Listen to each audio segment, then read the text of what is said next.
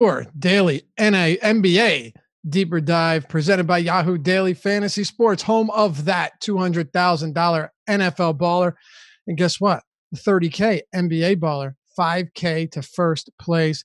You can get in on all of this and get $30 in Yahoo Sports rewards points, then YSRPs, simply by signing up with us at awesomemode.com. All you got to do is go to awesomemode.com, click on the NFL tab, and you will see the link right for your primetime showdown article. Can't miss it. Free from EMAC. Suggest you read one every night he does them. And you'll see the Yahoo link right there. And of course, Brett, a trusty social media guy, will also drop the link into the YouTube chat. So you have easy access to get your YSRPs. Sign up through us. Use that sign up code AWESEMO when you do. AWESEMO. Get up to $30 in Yahoo Sports rewards points. Yahoo Daily Fantasy Sports, where only you can become a baller. I'm Dave Lochran. With me, Adam Scher. What's up, dude? How's it going, man? Sounds pretty cool, right?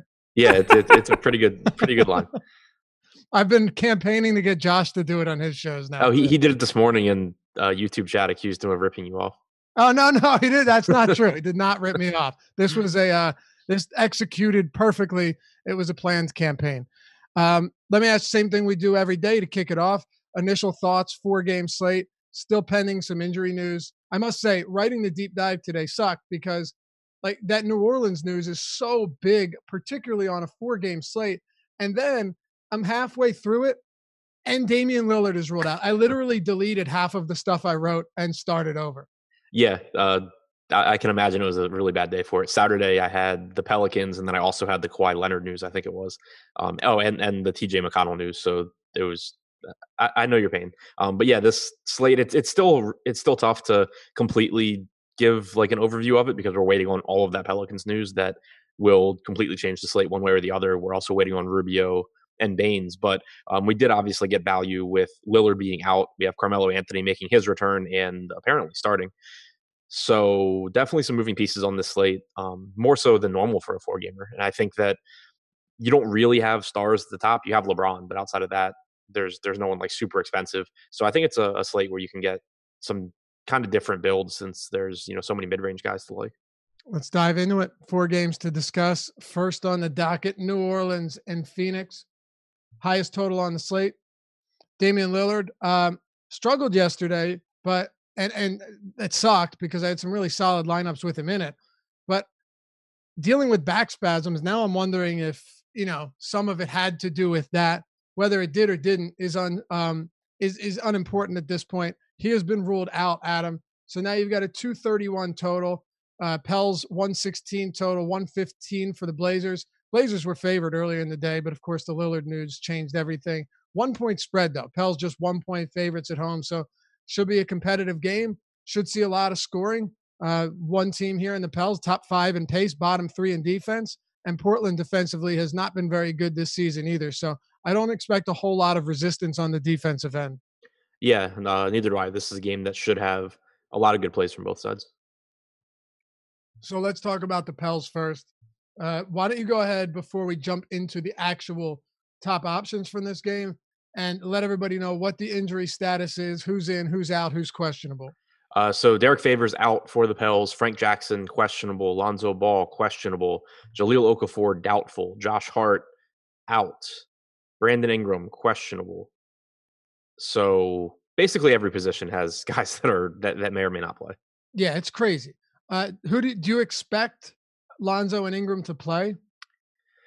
I feel like this game is closer than the ones. I feel like there's a better chance they play today than the previous games. I kind of just been assuming that they're out, but they've been out 4 or 5 games now, so they've got to be close to getting back. Especially Ingram was supposed to like miss 1 game for precautionary reasons, so I have them in for right now. But obviously it's the first game of the night, which is nice, and it'll be pretty easy to adjust to them being out because we have so many games worth of data now. I mean, Ingram's $7,200 on DraftKings. Yeah, he's, I think, one of the best plays on DraftKings if he plays, because if he does play, you have to assume he's at least close to 100%. Otherwise, why wouldn't they just hold him out another game? His salary is cheap, like you said. If Ingram's in, a lot of the Pelicans are suddenly either correctly priced or a little bit overpriced, whereas Ingram would be towards kind of like the bottom of his pricing range. So I'd have a lot of interest in Ingram if he plays. I'd have a lot of interest in Lonzo if he plays. He's only 5,400 on DraftKings. If you get around 30 minutes from Lonzo at that price, I think that he's a really good play as well. The Maharishi, appreciate you, man. He says to the professional pitch man, Laffy. That's what I want to be known as. Lonzo Ball too, though, 5,400.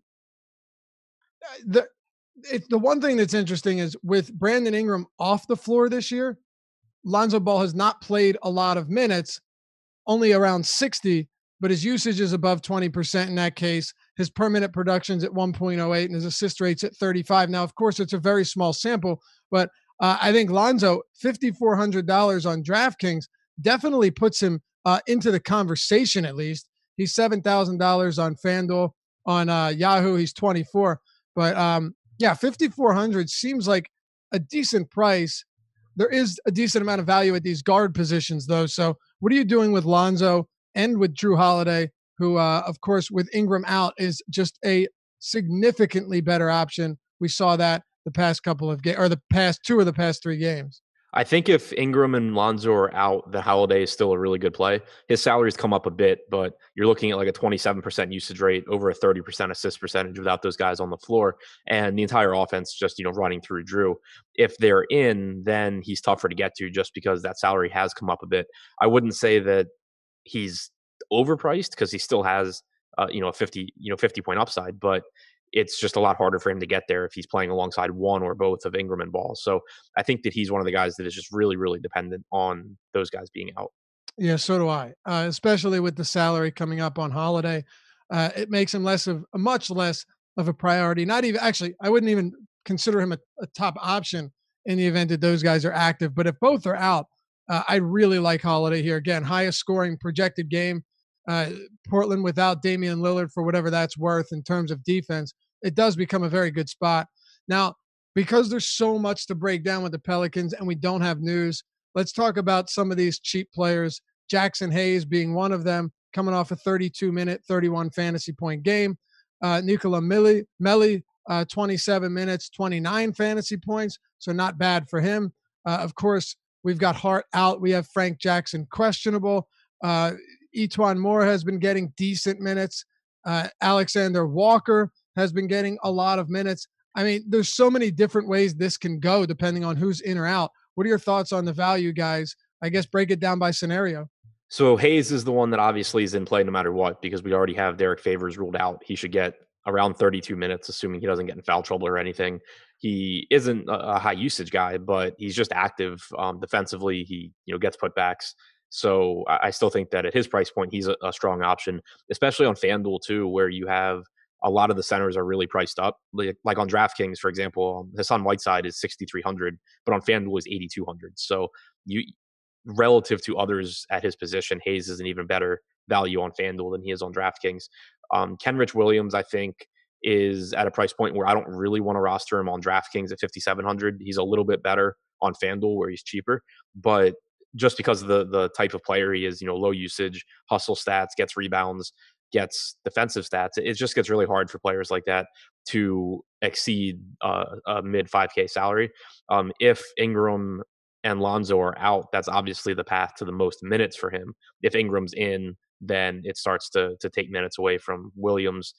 Frank Jackson and Alexander Walker, if Lonzo's out, they both need to play a bunch of minutes. If Lonzo and Jackson are out, Alexander Walker really needs to play a lot of minutes. Their salaries did come up, particularly Alexander Walker, who's up to 4,900.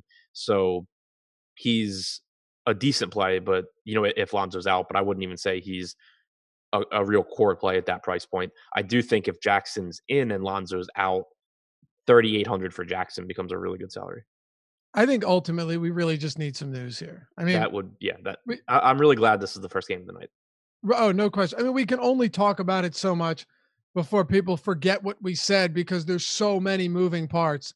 I'd much rather just wait and see before we take it any further. But let's go to the other side. We already have the news on Damian Lillard. That means that CJ McCollum, I don't really think his minutes go up much. He's already averaging almost 38 minutes per game. Like maybe he plays 40. But Anthony Simons definitely going to see his playing time increase significantly. And I think Kent Bazemore too. Now, Carmelo Anthony makes his debut today and he will be starting. But I also think it's reasonable to assume that with him getting 20 minutes, that you see, of course, McCollum shifted to the point. Simon's getting run at the two, but then probably getting backup point guard minutes. Or if not, Bazemore might get those minutes and also be moved more to the two than the three. And then you still have the backup minutes for Rodney Hood. Or actually, is he starting? I'm assuming he's starting at the four, right? I'm Melo's got to be assuming he's starting for Little, yeah. for this year, right? So you still have Hood. Like the big thing about this is Lillard's leading the league in minutes. So you're talking about voiding 38 plus almost 39 minutes in one game. That's a whole lot to make up for. Right. There's moving parts here, but they can only move so many like directions. They can only move so Right. far. It's hard to say with confidence that Anthony Simons plays 33 minutes instead of 29 or something, but he's going to get more minutes. He's cheap. He's going to play a bigger role without Lillard. That pretty much can't change barring like injury or foul trouble. Bazemore should get a few more minutes. His price tag was at a point where even when I projected Lillard in, Bazemore was a guy where it was like, okay, nobody's going to play him. He's probably going to fail, but he is a pretty decent option at this price. With Lillard out, it just gets even better because at worst, you're just getting increased usage because he's obviously playing 0 minutes alongside Lillard. And there's obviously a path for him to pick up more minutes. I have him at 27 right now. I think that, again, it could range anywhere from like 24 to 30, but at $3,600, then it's just a really good option that has upside. And then Anthony, I have no idea. They said that he will probably play about 20 minutes. Terry Stotts, for years has been saying things like that, and then playing guys for however many minutes he feels like at the moment. So I basically am just treating it as I certainly don't want Melo to be like a key piece to my night. I don't think that's necessary, especially because we have no idea what to expect.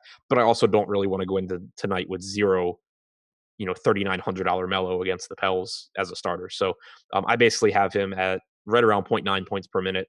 I threw him like 24 minutes. I think that's probably on the high end, but it helps to get kind of his upside into the projection a little bit more. So I have him at a point where, he's not going to be, I still have him as the fifth best value for me on Portland. So it's not like he's going to be getting into all of my lineups.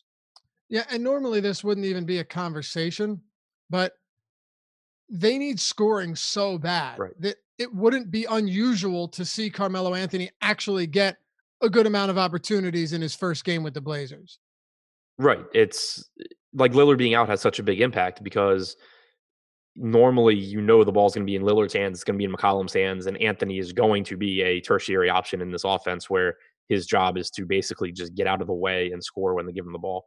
But that's not quite going to be the case tonight when outside of McCollum, you're talking about taking touches away from Simons or Bazemore or Hood or Little. It's not quite as big of an issue. Right. Yeah, I hear you. God, there's so much in this game. It's ridiculous. So we just got the news. Here we go. So Frank Jackson will play. Brandon Ingram will play. So that just means we're waiting on Lonzo Ball. But $7,200 for Brandon Ingram. Just to reiterate this one more time, that's a ridiculous price point, especially when you compare it to where he's priced everywhere else. Yeah, it doesn't feel great to be getting him in like optimal lineups in his first game back, but even at 32 minutes, which I don't think is like a high projection, I think he can play more. At that DraftKings price tag, it's really hard not to get to him. Do you like him more if Lonzo's out? Yeah, just because I would expect him to have the ball more. Okay, yeah, I would too.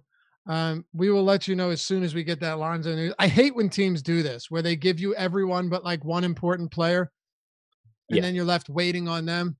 But here we are. Anyway, just to close this out, so who have you talked about so far for Portland? We haven't gotten to Whiteside yet, right? Right. Okay. This is a pretty good matchup for Hassan Whiteside.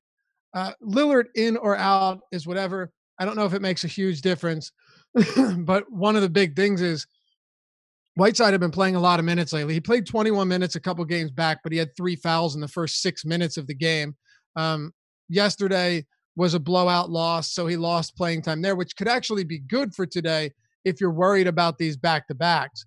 But again, Portland's got a very high total in this game, and the Pelicans are allowing 1.24 points per possession to roll men in the pick and roll, fifth most points to roll men on the season. They're going to struggle to defend him around the basket. I don't have any doubt that rebounding should be no issue for him, especially without Derek Favors at the 5. Sure, Jackson Hayes is fine, but I don't see him stopping Whiteside. Very interesting spot for Whiteside today. Yeah, especially at the DraftKings price at 6,300. I should have specified that. Yeah, that's way different. What's he like, 82 on FanDuel or something? Yeah, on FanDuel, I think he's basically a completely neutral play where he still has upside there, but it's much less likely he gets there. Whereas on DraftKings, it's honestly pretty difficult for him to disappoint, and he can absolutely. I think there's a better chance on DraftKings that he's a guy that you have to have than that a guy that you wish you didn't. So really good play there. I don't expect Lillard being out to make a huge difference for him. I think that the minutes have been really nice going into yesterday. He played at least 30 minutes in 4 out of his last 5. The one where he didn't, he was in foul trouble. Yesterday he played 27 minutes in what ended up being a blowout. So the minutes have been really appealing for him. I think that on DraftKings he's either the best or second best play, depending on how you feel about McCollum. Okay, I don't disagree with you there, man. Like, I really like him today. You can always tell if I like someone a lot because they're the longest write-up in the deep dive. You know what I mean? You just keep finding stuff on them that you feel like you have to talk about. And That's essentially what I got with Whiteside. I just really like 25 rebound chances per 36. And I expect his minutes to be above 30. Even if he gets 30, I like him quite a bit. So round out the Portland Trailblazers. Anybody that you haven't touched on or want to go in more in depth, go ahead. Yeah, I want to go a little bit deeper, more in depth on McCollum, because without Lillard on the floor since last year, without Lillard or Nurkic on the floor, 31.9% usage rate, 23.7% assist percentage. Both of those are obviously really good numbers. One thing to be careful of, though, is his efficiency has dropped. His effective field goal percentage is down between 4 and 5 points, which makes sense when you don't have Lillard to take attention from the defense. So he's averaged 1.11 DraftKings points per minute over 502 minutes since last year without Nurkic or Lillard on the floor. I think that projecting him higher than that in this particular matchup is good, but just want to be careful and not, just kind of blindly be like, oh, TJ McCollum's going to go for 1.4 points per minute, because that's what he would do with his efficiency when he plays alongside Lillard. For sure. All right. And by the way, just so everyone knows, when you're looking at salary, you've got McCollum at 7,800 on DraftKings. He's the most expensive there, comparatively speaking. 74 on FanDuel and 28. By the way, 28 on Yahoo is just ridiculous. Like, if you don't have him in basically every lineup, I don't know what to say. That's insane, Adam. Agreed. All right. Let's move it on here. Is there anything else from this game? No, I think we've talked about every single player. Okay. Well, you kind of have to. No, I know. I wasn't being sarcastic. I got you. Yeah, I think we hit on them all. Still waiting on Lonzo Ball news as well. Memphis and Golden State. Another interesting game. I think a guy that could make a big difference in tournaments is Jonas Valanciunas. He played 30 minutes 2 games ago, and then he played 22 minutes last game, Adam. But he had played over 16 minutes in the first half. Now, I'm not saying he was on pace to play. Well, he was, but I'm not saying he's going to play 33, 34 minutes. But he played 30 in a 1-point win over Utah. And then in a loss where they were down by 33 points midway through the third, he played only 22. But he's a 1.26 or 1.27 fantasy point per minute guy. He's an absolute stud when getting the minutes. And now he's facing a Golden State team that, for all intents and purposes, is pretty terrible. Hold on. Someone just said read Slack, Laffy. What do we have? Oh, okay. We got Lonzo news. I hadn't seen it yet. There we go. Thanks, fellas. You want to share? Do you see it? Ball and Okafor out. All right. Where are you getting that from? Just what? Never mind. I'm getting it from Slack, where you just told me to look. I know. I'm saying, have you seen it elsewhere? Oh. No, that's where I was getting it from. Okay. So that's from Slack. Listen, I trust you guys. Don't get me wrong, but I guess we'll now assume that they're out. Hi, and then Andrew Lopez, ESPN writer, says Alvin Gentry says he thinks the team will have Brandon Ingram and Frank Jackson tonight. Quote, for sure. No one else returning tonight. Okay. So I guess we're assuming that Lonzo Ball and Okafor are out. Thanks, fellas. All right. Yep. So, no, I wasn't thanking you, Josh. I was thanking Chad. Bastard. I'm just joking. But yeah, Adam, if I'm not projecting Valanciunas for 30 minutes, I don't think you can do that. But the Warriors are allowing the third most points in the paint this year, the second most second chance points, the second most points per possession to roll men in the pick and roll. I mean, a lot of spots where this defense has really struggled, especially around the rim and especially against centers. Yeah, I think, and on top of that, it's just a really inefficient shooting Golden State team. There's going to be a lot of missed shots tonight unless something weird happens. So I think that Valanciunas is interesting because it is a good spot, like you said, and at the same time, I don't think he's a quote unquote optimal play because he is more expensive than Hassan Whiteside on DraftKings. On FanDuel, obviously he's a lot more expensive than Jackson Hayes, so that should keep his ownership at least somewhat in check, even though it's only a 4-game slate. Right now, we have him projected to be the third highest owned center on DraftKings at 25%. Obviously that sounds like a high number, but when you keep in mind that there's only 4 games, it's not really that high. So I think that, he is a strong option. I think that this is another team though that overall the pricing is just much different between DraftKings and FanDuel. Okay. So we've got no restrictions on Ingram and Frank Jackson. So I think I'll probably still have Ingram at 32 minutes, but I don't know about you. I probably will just because I'm going to get massive amounts anyway. My best guess at his minutes would be like 34, 32 to 34. I kind of would rather be on the low end there. And like you just said, even at 32 minutes, there's no question I'm going to get a lot of Brandon Ingram. Right. No doubt about it. So, all right, there we got the news. Good to know. So with Lonzo out, though, I think Frank Jackson is a really good value, particularly on DraftKings, because he's like $1,000 less than Alexander Walker. For sure. With Drew, you wanted both guys out, right? I preferred both out. I think that Lonzo being out's the bigger deal, but it's obviously not quite as good. All right. Where did we leave off? We finish up on Joval? Yeah, we were finishing on Joval. We hadn't done anything else for Memphis. What are your thoughts on Jaren Jackson here? I like him a lot more on DraftKings than FanDuel. He's 7,200 there. He's, I think, 5,600 on DraftKings. I have him projected for 30 minutes here. It's a nice spot where there should be plenty of rebounding chances. It's not a quality defense.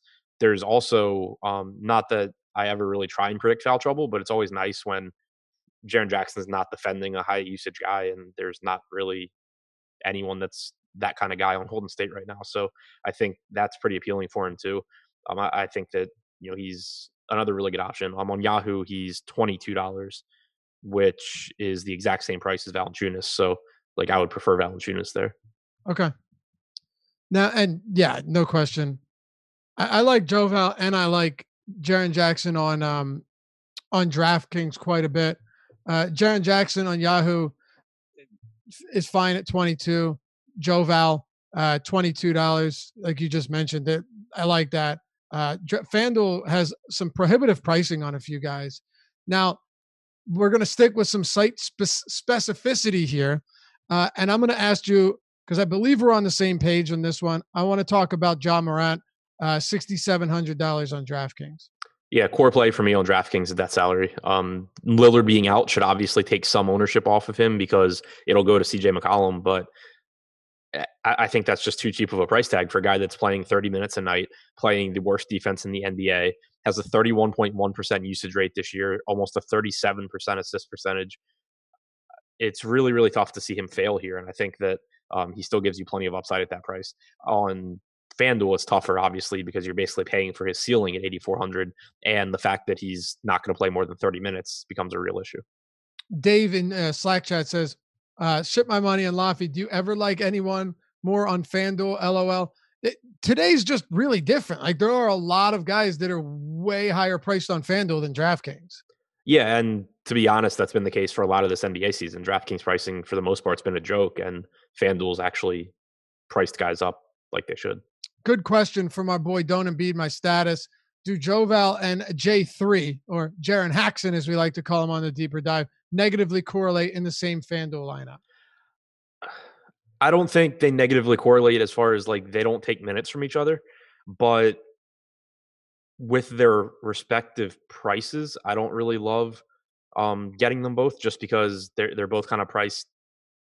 They're both priced up, so you're kind of looking for like an above average rebounding game from Jackson or an above average scoring game or something for Valanciunas. So I don't love getting them together. I still don't know that I would set a rule. I think that at those prices, I just wouldn't really get enough of them that I'd be overly concerned about it.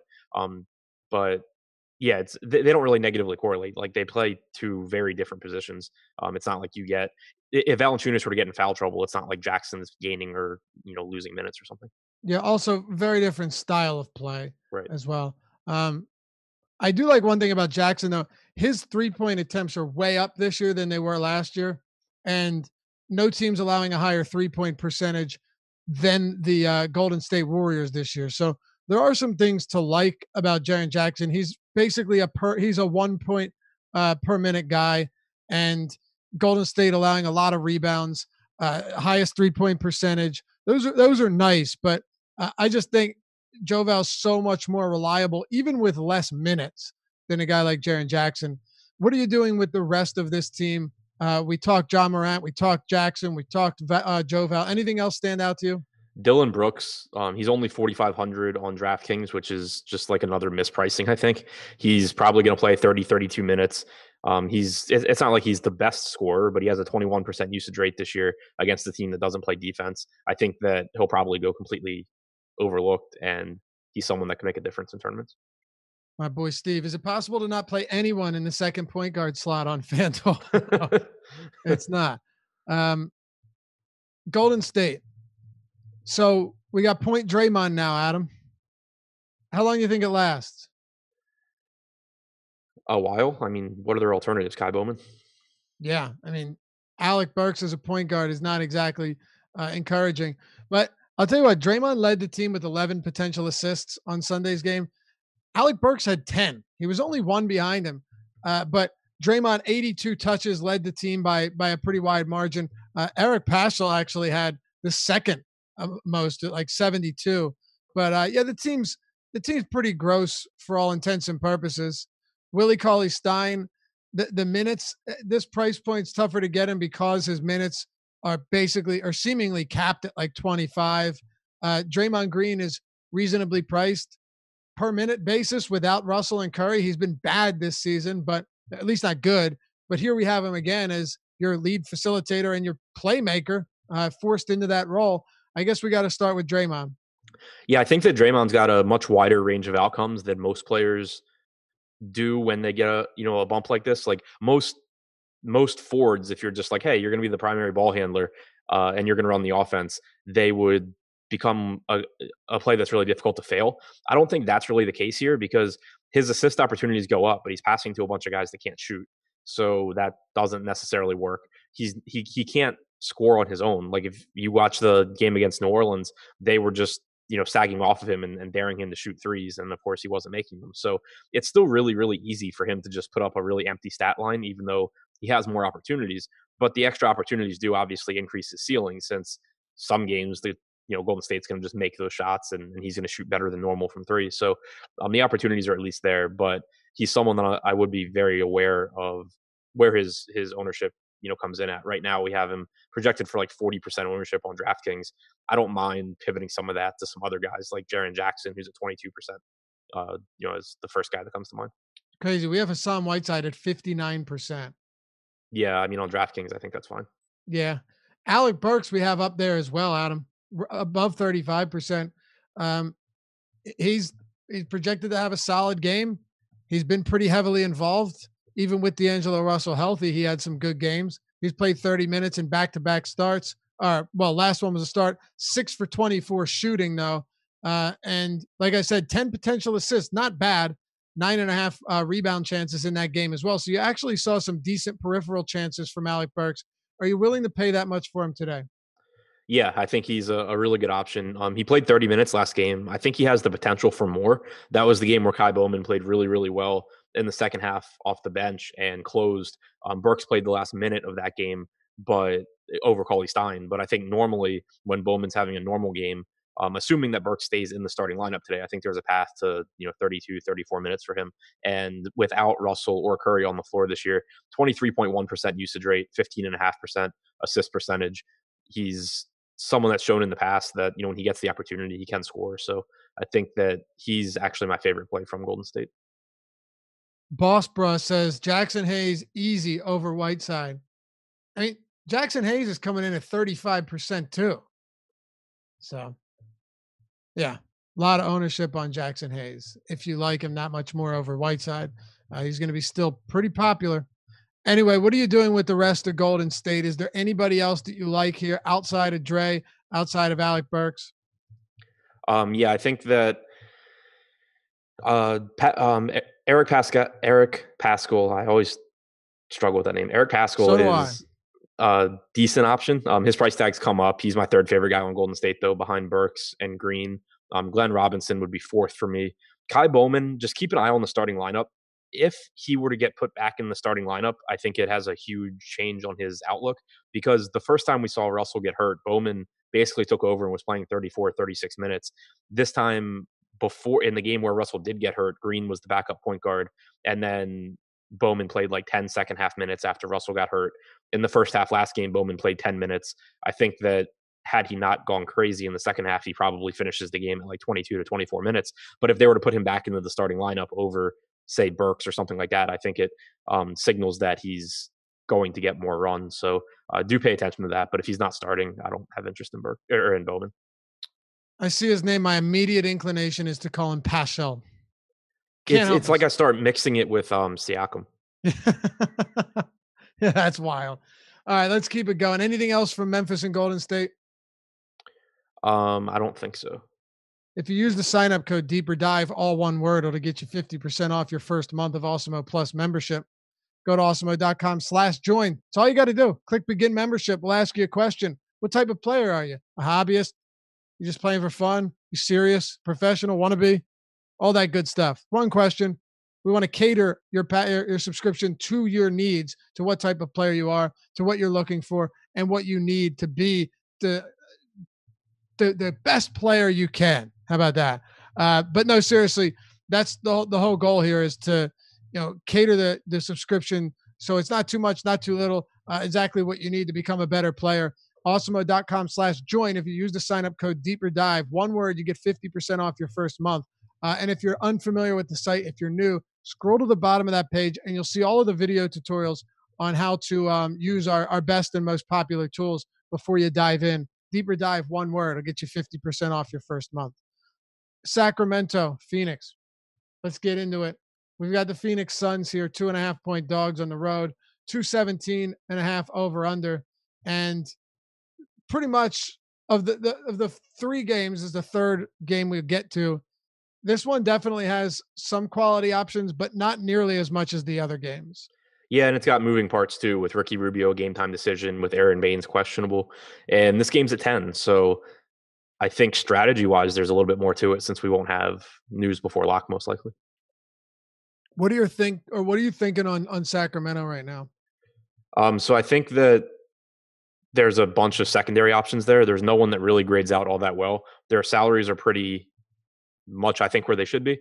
Buddy Hield, without Fox on the floor since last year, has a 26.5% usage rate. He should play 36 to 38 minutes. He's basically the same price as CJ McCollum on DraftKings, which obviously makes him a secondary option there. Bogdanovic's price tag is up. Rashawn Holmes is reasonably priced. He hasn't been a great producer this year. You have Harry Giles back now, which potentially, eats into his minutes enough to matter. Bielitsa at 5,500 is a pretty steep price point for him. I'm pulling up FanDuel pricing now to double check and make sure no one stands out there. But on DraftKings, nobody from Sacramento really stands out in what should be a reasonably slow-paced game against a decent Phoenix defense. Same thing on FanDuel. Bogdanovich is a little bit cheaper on FanDuel than he is on DraftKings, which is nice, but he's still not really cheap. Hield's about the same price. Yeah, there's just no one that stands out as a great value to me from Sacramento. Yeah, I mean, with Buddy Hield, you had that 57.5 point game on DraftKings. That's even with Fox out, I think that's still going to be a rarity because he's going to need to knock down like 60% of his shots, right? He's not going to rack up stat. I mean, he had 4 steals in that game too. That seems like pretty close to his ceiling. I don't know if that price is worth it. Honestly, if you had asked me who would you rather play, Hield or Bogdanovich, I would probably tell you Bogdanovich at 71 over Hield at 75, but that doesn't mean I have either of them prioritized whatsoever. What about I would say Hield just because of the minutes. Yeah, that's a fair point. Um, I trust Bogdanovich a bit more in terms of his ability to be good when he's not scoring. And Hield, I don't feel the same way. But yeah, he's probably Bogdanovich played 37 2 games ago and then 31 last time. Wasn't he in foul trouble? I don't think so. No? Okay. I I mean, thought he could have been and I missed it, but maybe not. He finished with 5 fouls, but I don't.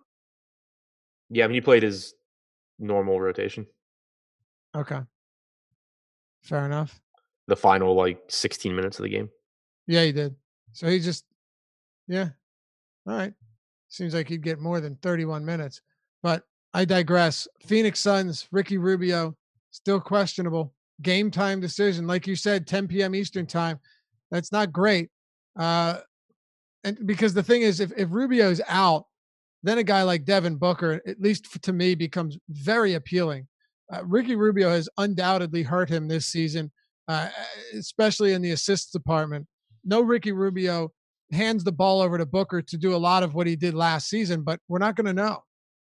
Yeah, I think that I saw Alex mention it earlier that Booker was one of his favorite guys to be overweight on FanDuel. And I like that idea because basically if we're assuming we don't have Rubio news, people are going to just kind of people always take like the middle ground. They don't want to assume Rubio is out, but they also don't want to assume he's in. So like they're not going to play Rubio, but they're also not going to play a lot of Booker.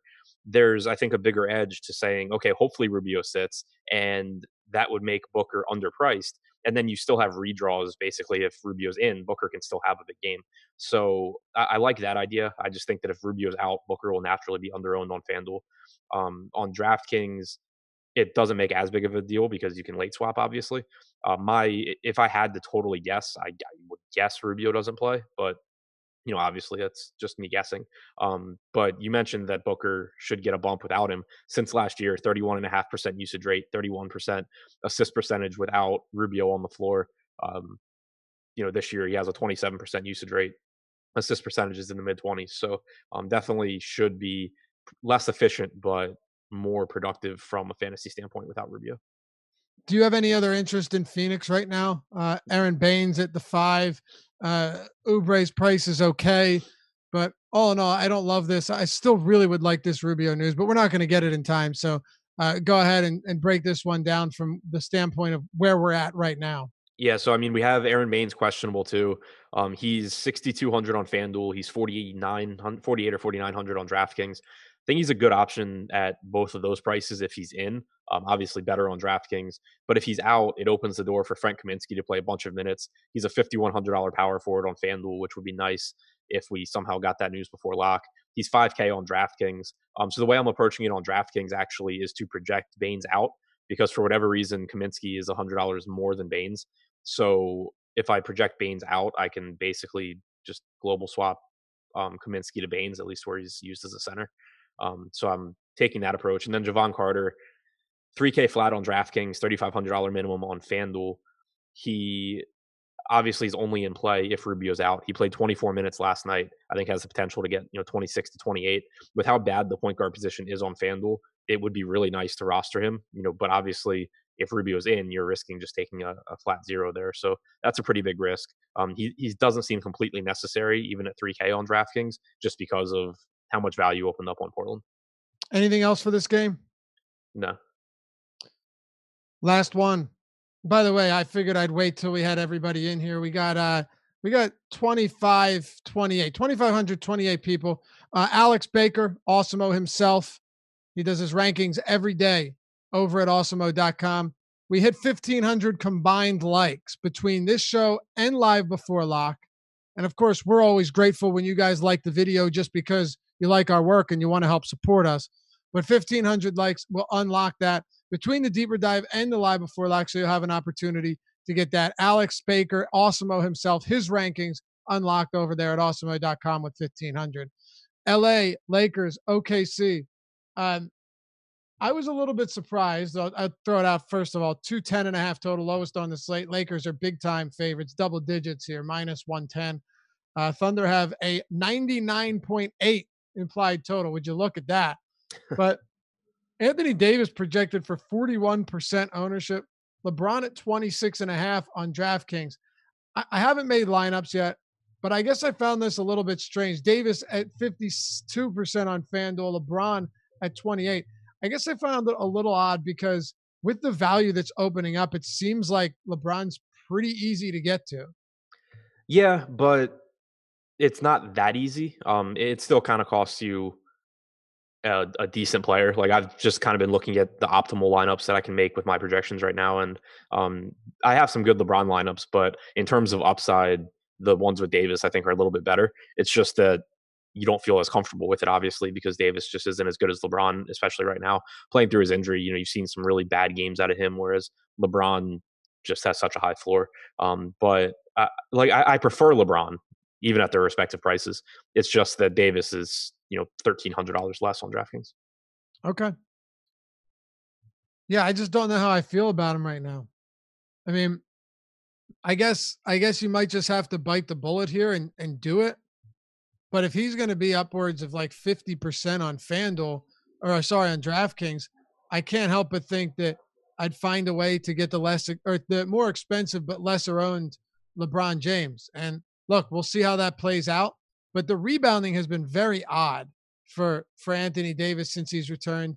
I don't know if you still think he's playing a bit banged up, but he has 10 rebound chances per game in the 2 games that he has played since he's been back. Kind of strange to me that would be the case. Maybe it's nothing, Adam. Maybe I'm just reading too far into it. But when you take his rebound chances per game prior to that, it was 17.5. Again, maybe it's just a bit of an outlier, but 1 rebound last game, 5 the game before that. Kind of strange. Yeah, and he said he's playing injured, so I think stuff like that is concerning. But at the end of the day, when someone's playing through an injury but still playing and in competitive games playing 36 minutes, it's tough for me to downgrade them too much, especially when the salaries come down too. So what do you think about the rest of this team? It's not one that we really have a whole lot of interest in most nights outside of LeBron and Davis. I think Rondo is an excellent tournament play tonight. He played 24 minutes last game. That game also blew out towards the end. This is the game against Atlanta where the Lakers won 122 to 101. You got 23.8 minutes from Rondo. He played about 13 and a half minutes in the first half, subbed out the same time that LeBron subbed out with 5 minutes and 4 seconds to go in the fourth quarter when the Lakers emptied their bench. 24 to 26 minutes of Rajon Rondo at 4,500 on DraftKings and 4,400 on FanDuel, especially FanDuel where the point guard position is really weak. DraftKings where we only have him projected for like 3% ownership right now. I think it's probably going completely overlooked how many minutes he played, but I think that it just makes for a really good tournament option. Okay. Fair enough. Oh, man, the LeBron AD conversation has got YouTube chat popping off right now with a whole lot of opinions over there. I think I'm going to do what I can to get LeBron, but I get the whole Anthony Davis thing. For me, I also want to see what the next run of ownership looks like, see how much it changed. I guess we'll see because we're waiting for Melo to get in there. But yeah, Anthony Davis right now, 4th highest ownership. You got to go down to find LeBron at 26. Pretty interesting. OKC. I mean, this, again, sub 100 implied total, Adam. Sub 100. Chris Paul coming off a pretty decent game, couple of solid games in a row now. He's still just very low usage. Now, I guess that's not the case. He did have 23 combined free throw attempts over the last 2, but on the season, not seeing a whole lot from him. Shai Gilgeous-Alexander, another guy, we've seen him kind of plummet back down to earth with a couple really hideous games. And then you've got guys like Danilo Gallinari. Your guess is as good as mine when he's going to show up. And I think he should probably be like 5,900, but here he is. And then, of course, Steven Adams, who is playing, 27, 28 minutes per game. He's had one game above 30 minutes all season. So there you go. The table's set. What are you doing with OKC? Double 11-point dogs here at the Staples Center. Yeah, not a whole lot. The Lakers are a slow team. They're the best. They're the most efficient defensive team in the league so far. Gilgeous Alexander is a reasonable option just because he plays so many minutes and he has the highest usage rate on the team. But you're getting pretty empty stat lines there usually. Chris Paul has a 22% usage rate for the year. Second half of a back-to-back doesn't make you feel any better. Gallinari is doing nothing in the way of peripherals. I think that Gilgeous Alexander, Schroeder, and Adams are the three guys I'll probably get to a little bit just because Gilgeous Alexander, again, same reasons I just said. But Dennis Schroeder is frequently closing alongside Paul and Gilgeous Alexander. I think you get 28 to 30 minutes there at a sub 5K price tag. And then Steven Adams also less than 5K, but nothing that I'm getting to from Oklahoma City with a lot of frequency. Yeah, me neither. Who would you say your favorite team is tonight? Favorite couple teams? Portland and Memphis on DraftKings. Probably Portland and pulling up FanDuel pricing again. Definitely Portland and Golden State on FanDuel. All right. Yeah, because on FanDuel, Eric Pascal is the same price as he is on DraftKings. Glenn Robinson's like the same price as he is on DraftKings. Even Marquise Chris is only 3,800 at power forward. Not that he's like a great player or anything, but 18 minutes at power forward. So 4 games, 8 teams. Let's talk about quickly because we got a few minutes here. Of course, you only have 4 games, so it's only going to go so long. When you're talking about the top priced guys, you've got LeBron, you've got Anthony Davis, no Lillard, then guys like Holiday and Booker. Of course, we're waiting on the Rubio news, so that becomes very interesting regarding how Booker kind of grades out here. I think he'd be really appealing in the event that Rubio's out, and I really don't mind getting to him anyway and kind of just rolling the dice, hoping that Rubio sits as a game time decision. But with James and Davis and Holiday and Booker, are you prioritizing in a big way any of these guys? Like, are you going to make sure at least one of Davis and James is in every lineup today? Are you okay going like full out balance? What are you thinking right now with the news that we have? I'm okay being pretty balanced today. Obviously, if I get to LeBron or I get to Davis, I'm happy with it because they have huge ceilings. But there's just so many different ways or so many different mid-range guys and value guys that you can get to today. I don't feel like it's a necessity, especially in a game that shouldn't be very fast-paced, only has a 211 total. So I'm definitely not forcing one of LeBron or Davis. I'll be making sure I at most have one of LeBron or Davis. This isn't a slate or a game where I really want them together, unless I'm just like full game stacking that game for some reason. But I don't think it's a slate where I'm going to be forcing myself to pay all the way up. I think that a lot of times when you take the combination, like if you look at your lineup and you have LeBron plus, some value guy and you look to see what 2 mid-range guys you can get for the same price, a lot of times you're going to like those 2 mid-range guys more. We'll take some questions from you. We got about 9 minutes to go, and then we'll hand it over to the Live Before Lock crew. Fast Eddie Fear. Some combination of Josh Engelman and Chris Randone. We'll find out. It's a surprise. Jaren Jackson or Draymond Green from Les Gray? Sorry, I was reading the same thing that you were just mentioning. Yeah, you're good. I don't know what site you're talking about, Les, but I guess we'll let you know with both. Jaren Jackson or Draymond Green? Okay, so on DraftKings, I would say I have them really, really close. I have Draymond just slightly ahead of Jackson, but it's close enough where if I were just like hand building one lineup and had to make that decision in a tournament, I would just take the lower owned one. On FanDuel, I think that the answer is Green just because he's $100 less than Jackson. Dog fan, thoughts on Rondo? It's funny because we also had somebody in our Slack chat that's Mr. Serious. Anthony says Rondo to only play 20 minutes tonight, Laffy.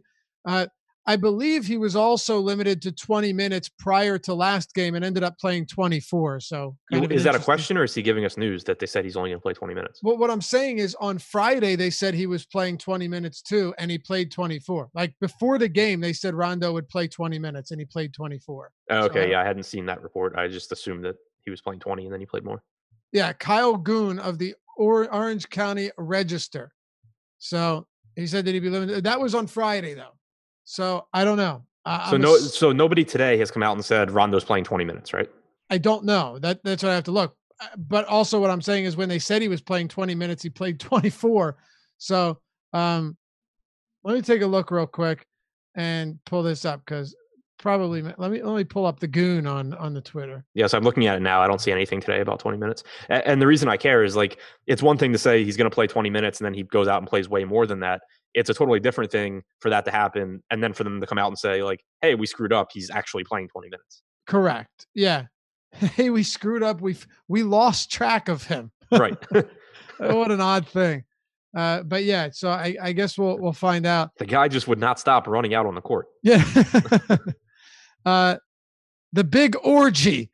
Ingram minute restriction? No minute restriction. I got him at 32. Adam thinks he could play 34, and I think you're probably right. But I don't even think it matters. If you got him at 32 on DraftKings, you're probably going to get quite a bit anyway. What else? JJ Redick or Dennis Schroeder? Schroeder. Is Melo going to mellow tonight? If by is Melo going to mellow, you mean is Melo going to completely grind the offense to a halt? You got it, fella. He certainly is. Can he do it in 20 minutes? Can he get enough shots up in 20 minutes to be worth that price, Adam? Yeah, he's like the exact type of situation where if I thought everyone was just going to run the roster Melo, I would just run the complete opposite direction. But I assume that that's not going to be the case. And his range of outcomes is just so wide at a really cheap price tag where I at least want to make sure I'm getting the sum because I absolutely do think that he can. I don't think it's really likely that he does. I would think he probably tries to kind of just, slide into the offense and, not take everything over, but who knows? And at that price, it's not like it's really risky to find out. So someone asked Ingram or Holiday. So just curious here, like Ingram is 87 on FanDuel. Of course, different positions. Holiday's 9K. They're a lot closer in price there than they are on DraftKings, which I think that's an easy Ingram. Ingram's $39 on Yahoo, and Holiday is $36. So I guess on DraftKings, you're definitely going Ingram over Holiday, right? Yeah. Okay. And on FanDuel, I would too, because at the same position as Holiday, you have McCollum, you have Booker, you have Brooks, you have Hield, you have Bogdan, you have Schroeder, you have Gilgeous-Alexander. At the same position as Ingram, you have Burks, Bazemore, LeBron, Oubre.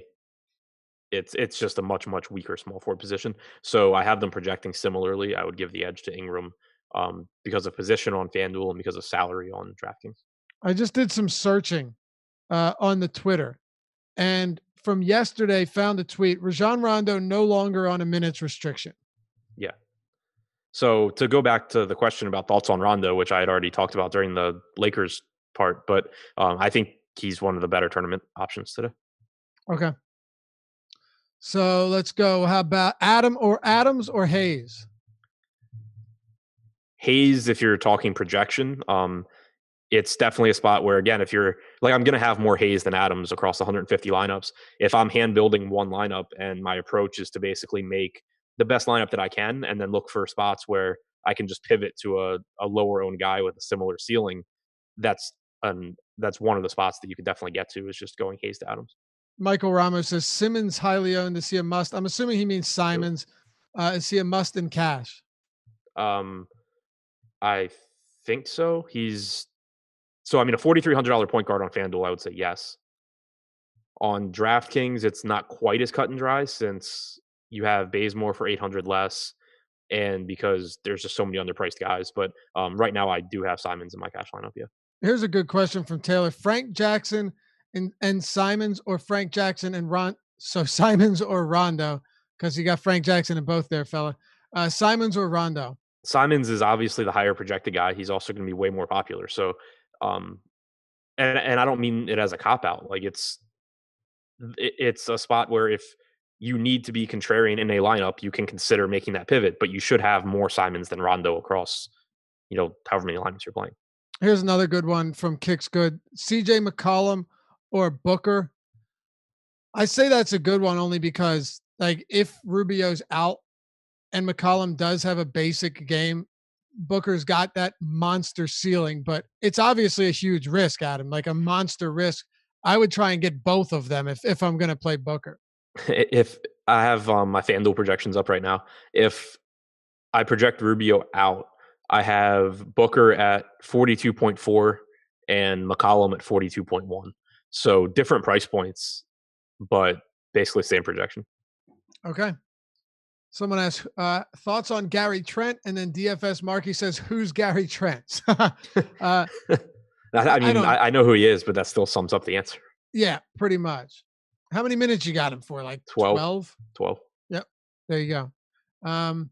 All right, 2 more here, and then we'll head out. So I can't get to all of these fellas.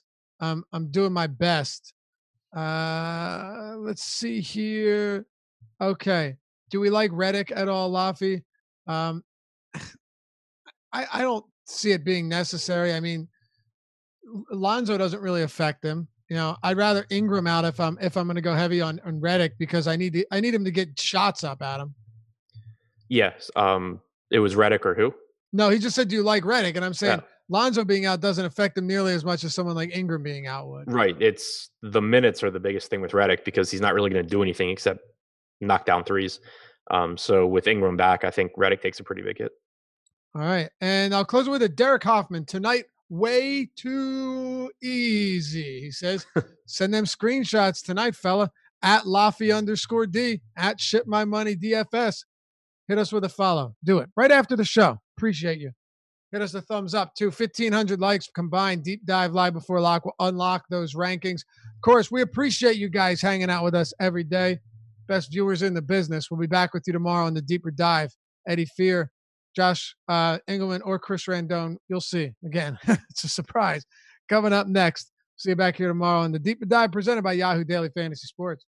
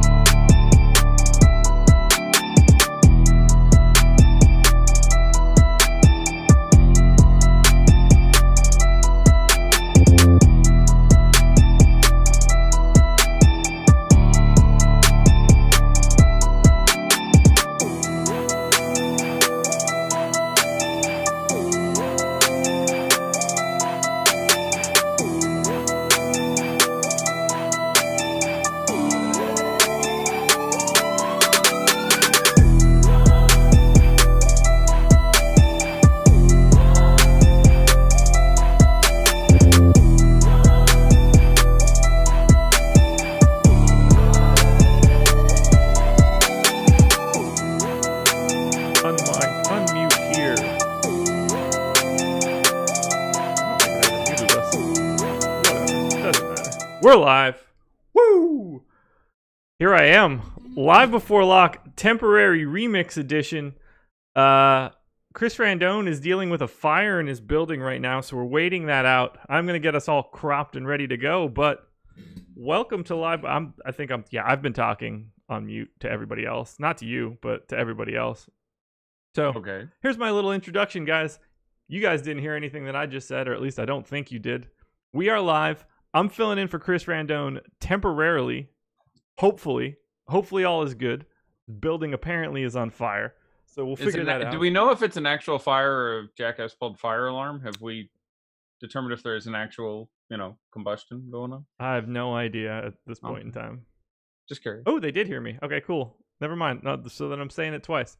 4-game slate. I'm not totally ready for this because I didn't expect to be doing this, but got to give the people what they want. But what I do have to give you guys is one thing. The shout out to Super Draft.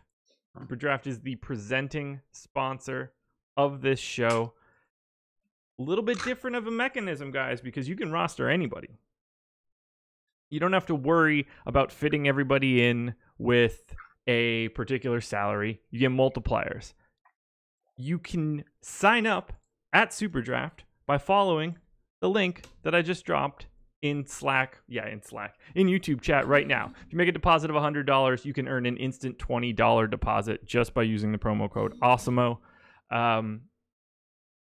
You can have, it really is key that you can have anybody that you want. You don't have to worry about scraping the bottom of the barrel for some $3,700 point guard that's going to play 24 minutes. You have the ability to roster like real players 24/7. And I'm a big fan of it because unlike a lot of products have to sort of choose this differentiation point between either offering an expert level product or offering a product that is appealing to newcomers to DFS, whether you're trying to convert sports betting people or what have you. And Super Draft actually is one of the rare ones where I think it exists on both levels. The way it works is you don't have a salary cap. You pick any player and they score between 1.0 and 2.0 modifier on their actual production. So someone who's just new to it can be like, I want to play these 8 guys tonight, boom, and it goes. Yep. And you can get in there and be like, oh, let me take that and plug in the modifiers and run out my new projections. And it's I know a lot of people who have done it for football. I haven't looked at it for basketball yet. But I'm intrigued with it as a product. And it is available on Fantasy Cruncher right now, so that should greatly help out the people that are using the Fantasy Cruncher product. Nice. So, nice. With that said, go to superdraft.io or hit up the link that I dropped into YouTube chat. Follow the link, use the promo code AWESOMO. Get yourself a bonus, free cash. All right, I hit you with basically the same question every time we do this, and that is, what's your favorite thing on the slate? Who is the guy that Fast Eddie Fear must have today? See, that I didn't expect you, so I was preparing for questions like, do sound waves through water help heal repressed childhood memories? And then it's you instead of Chris, and all of a sudden I've got to, be prepared for this. I call BS. Well, a lot of people get that spot. So versus ownership, the guy who most jingles my bells at the moment, probably Eric Pascal. That is not what I was expecting. Go on. There are players I project better, but versus ownership and how good I feel about them, it probably ends up being him. Okay.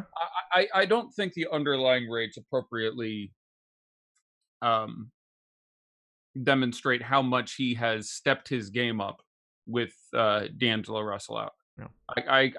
I still have him projected for a hair north of 40 fantasy points, and we still have him projected, I think, for a hair south of 20% ownership, and that's too little for, especially on FanDuel, but even on DK, for a guy with a very good matchup against Memphis, who's sub 6K, and it's just the spot I look at and go, yeah, I think people are getting this wrong.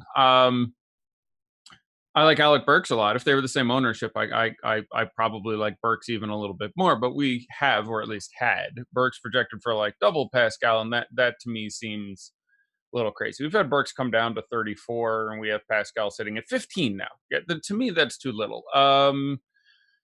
What's the easiest way to say this? D'Angelo Russell has missed, I believe, 4 games this year. The second, the 4th, the 6th. and the last game, which would have been the 17th. In those 4 games, Eric Pascal took 18, 19, 15, and 17 shots. He's going to heave. Right. Someone on this team has to shoot. It's not going to be Draymond, especially if he's point guard, by the way, because that means he's like bringing the ball up and just driving to the hoop or ISO creating a shot. That's just not stuff he does. So the funnier thing is that he's point guard, small forward. Yeah. As if that is a thing for him. Small forward is what? Yeah. Like he has not played a second of small forward. He has never been not the point guard or the one of the biggest 2 guys on the court or defending the opposing 4 or 5. So yes, that is an odd qualification for him. I assume that they just don't have that designation and they were just like, well, at least it's a forward. You know what? I don't know if they've ever had a point guard power forward. I can't think of one. They've obviously had the Simmons, LeBron. They've had other point guard small forwards. Yeah. And in fairness, it's an almost irrelevant distinction. Right. For it to matter which forward spot you qualify at, you need a really odd specific other set of, you need 3 other small forwards for it to matter or something. Right. It's not. So it would be something like that. So likely doesn't matter, but my guess is they just don't have it as a distinction and it's not worth programming. Yeah. So, I mean, Pascal's going to heave, as you said, and just a little too cheap and a little too underowned. I feel it's pretty safe. I like the matchup. And, dude's just not owned enough. I'm not shocked if you get, his best game of the year was the game against Portland where he had 50 something. And that was the game. That was one of the 3 ankle missed games by D'Angelo Russell. And, that's towards the ceiling. I think the floor is somewhere around 30, but, range of 30 to 50, it feels pretty good for a guy who costs 5,900, 15% on. So I do like that Burks has higher minute potential than he's seen. I do like this whole guards versus Memphis thing that we have seen where they have been just gashed by point guards and shooting guards many, many, many times this year, which degree makes some sense. They're defenders in the backcourt between Brooks and Morant at this stage of his career and his current, late teenage build and all that going on is it's not super surprising for me. But at their ownership, probably Eric Pascal, the name that comes to mind where I'm like, this guy should be more owned than he's going to be tonight. So I'll go with that. So one quick thing I want to hit on now. Shout to Anthony Davis in YouTube chat, not Anthony Davis for the Lakers, although it could be both. Any love for Bielitsa tonight? That's an interesting take. He's a really difficult guy for me to project. And it would have something to do with, I would want to see Baines out, which is going to lead to that ends up leading to, more Kaminsky, which leads to I think that would end up carrying minutes down to him. Okay. I am concerned with that. You're going to have more time going to Harry Giles, who, is my guy, and it sounds crazy, but, I think he played 12 minutes last game after playing 4s and 0s before that for the remainder of the season. And that's so you're dealing with sort of an ugly, power forward / center minutes distribution of Giles. You occasionally see Ariza, Bielitsa, Holmes, obviously, Dedmon, Barnes, so it's a bit sticky, but I don't think, I need to know the prices. I know he was to the hell expensive on DraftKings. I remember having a similar thought process and thought he is 5,800 on FanDuel and 5,500 on DraftKings.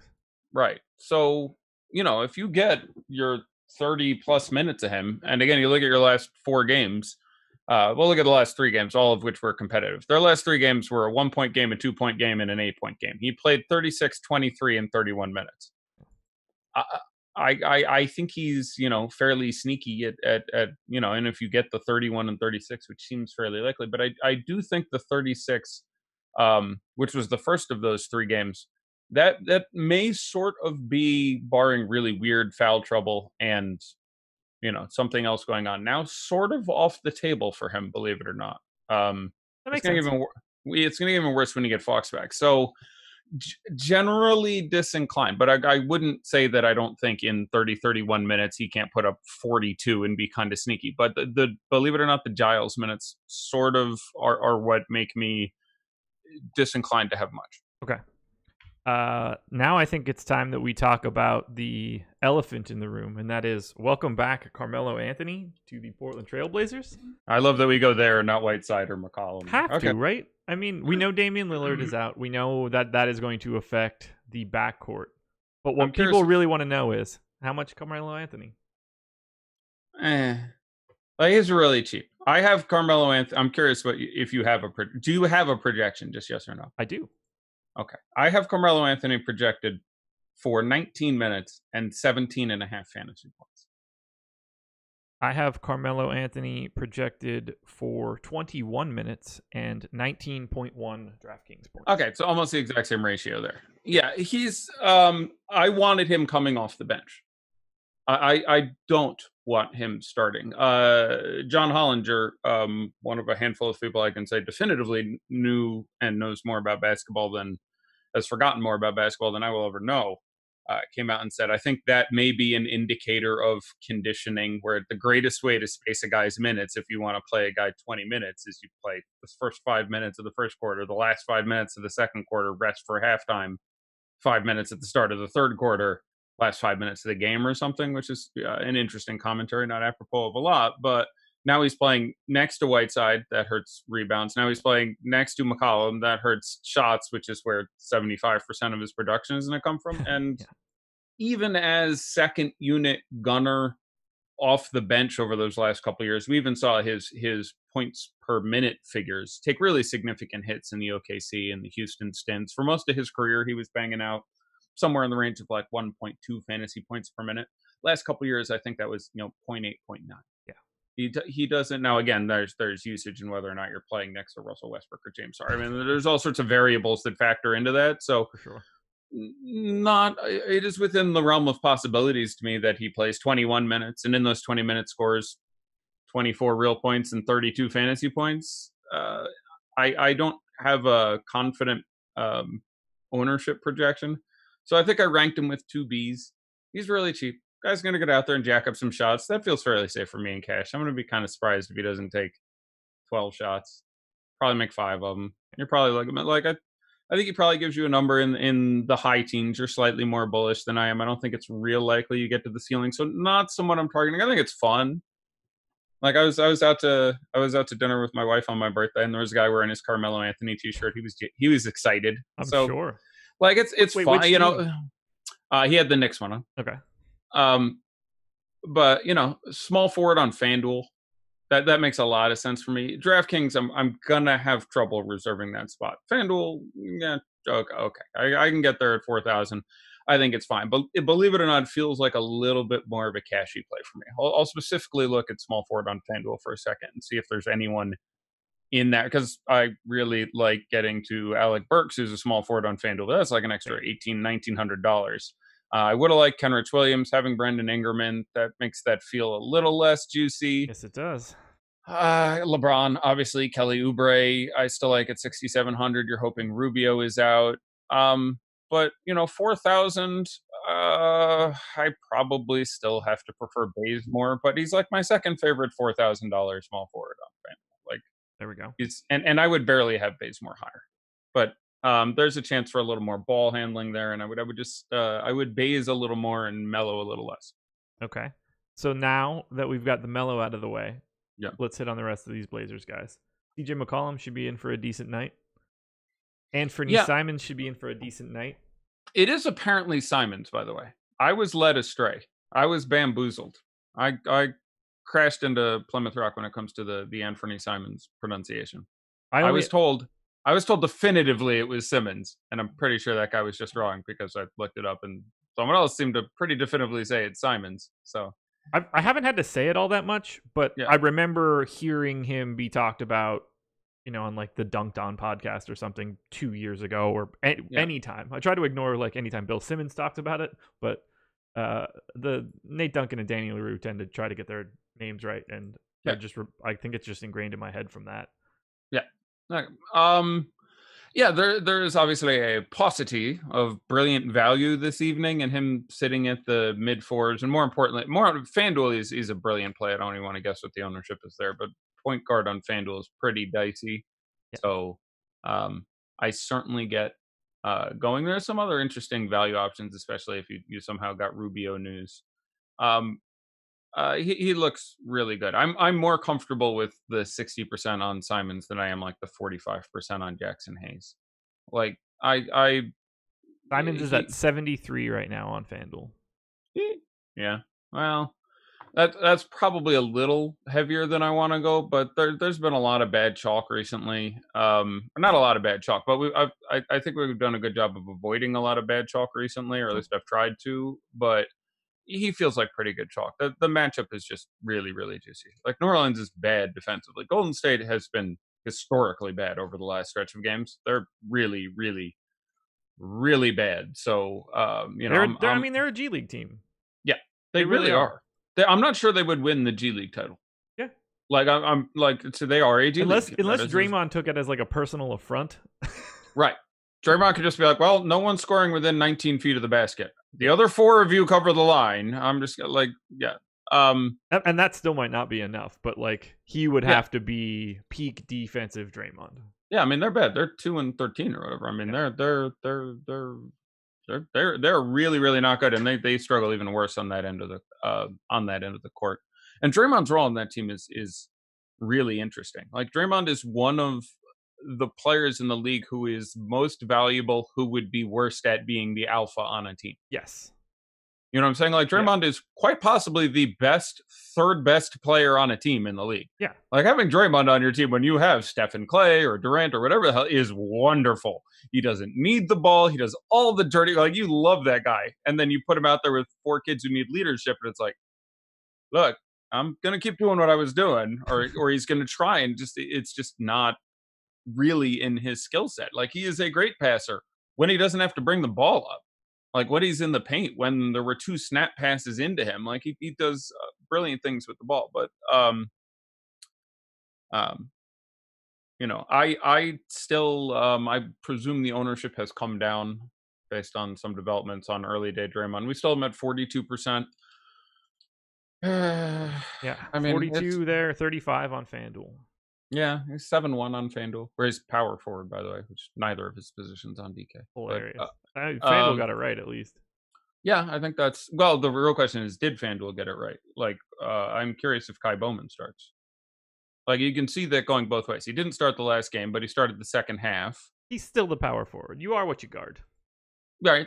That's. I mean, the nomenclature aside, though, it makes it really interesting because it affects Draymond to a certain extent. It certainly affects Kai Bowman, whether or not you get 30. I mean, Kai Bowman in the first 3 games, D'Angelo Russell was out, played 36 minutes or whatever. Yeah, I'm not happy that news isn't going to be out for me. Yeah, and previously, what news isn't going to be out for you? Golden State. Golden State plays at 8, man. Oh my God, you're right. Golden State's at lock. We should have news as to who is starting, and one of the things that I'd be interested to do would be to get some mid-4s wherever he ended up Kai Bowman in my life. I've been planning this entire time to not have that news. Like I made changes to Bowman like specifically to think about that. Yeah, no, Bowman is, but I think he does start. I'll go 60-40. He does start, and that was a intentional and relevant change into the second half of that last game, and that they just realized point Draymond is a situational thing. I'll put it that way. Point Draymond as our default lineup configuration. Like Draymond's really good, but he's nowhere near the passer or ball handler or shooter that say LeBron James is. Right. And LeBron James point guard comes with a series of difficulties attached to it that you have to no, you're right. Thank you. Someone corrected me, and they are correct. Kai Bowman did not start the second half in the last game. I should be corrected there. He played the last, I think it was 17 or 18. He came in the middle of the third quarter and didn't leave, I think. But that's very good work. He did not start the second half. I appreciate that. He played the rest of the game coming in roughly halfway through the third quarter. So that's some relevant difference. But they closed with him, so they didn't.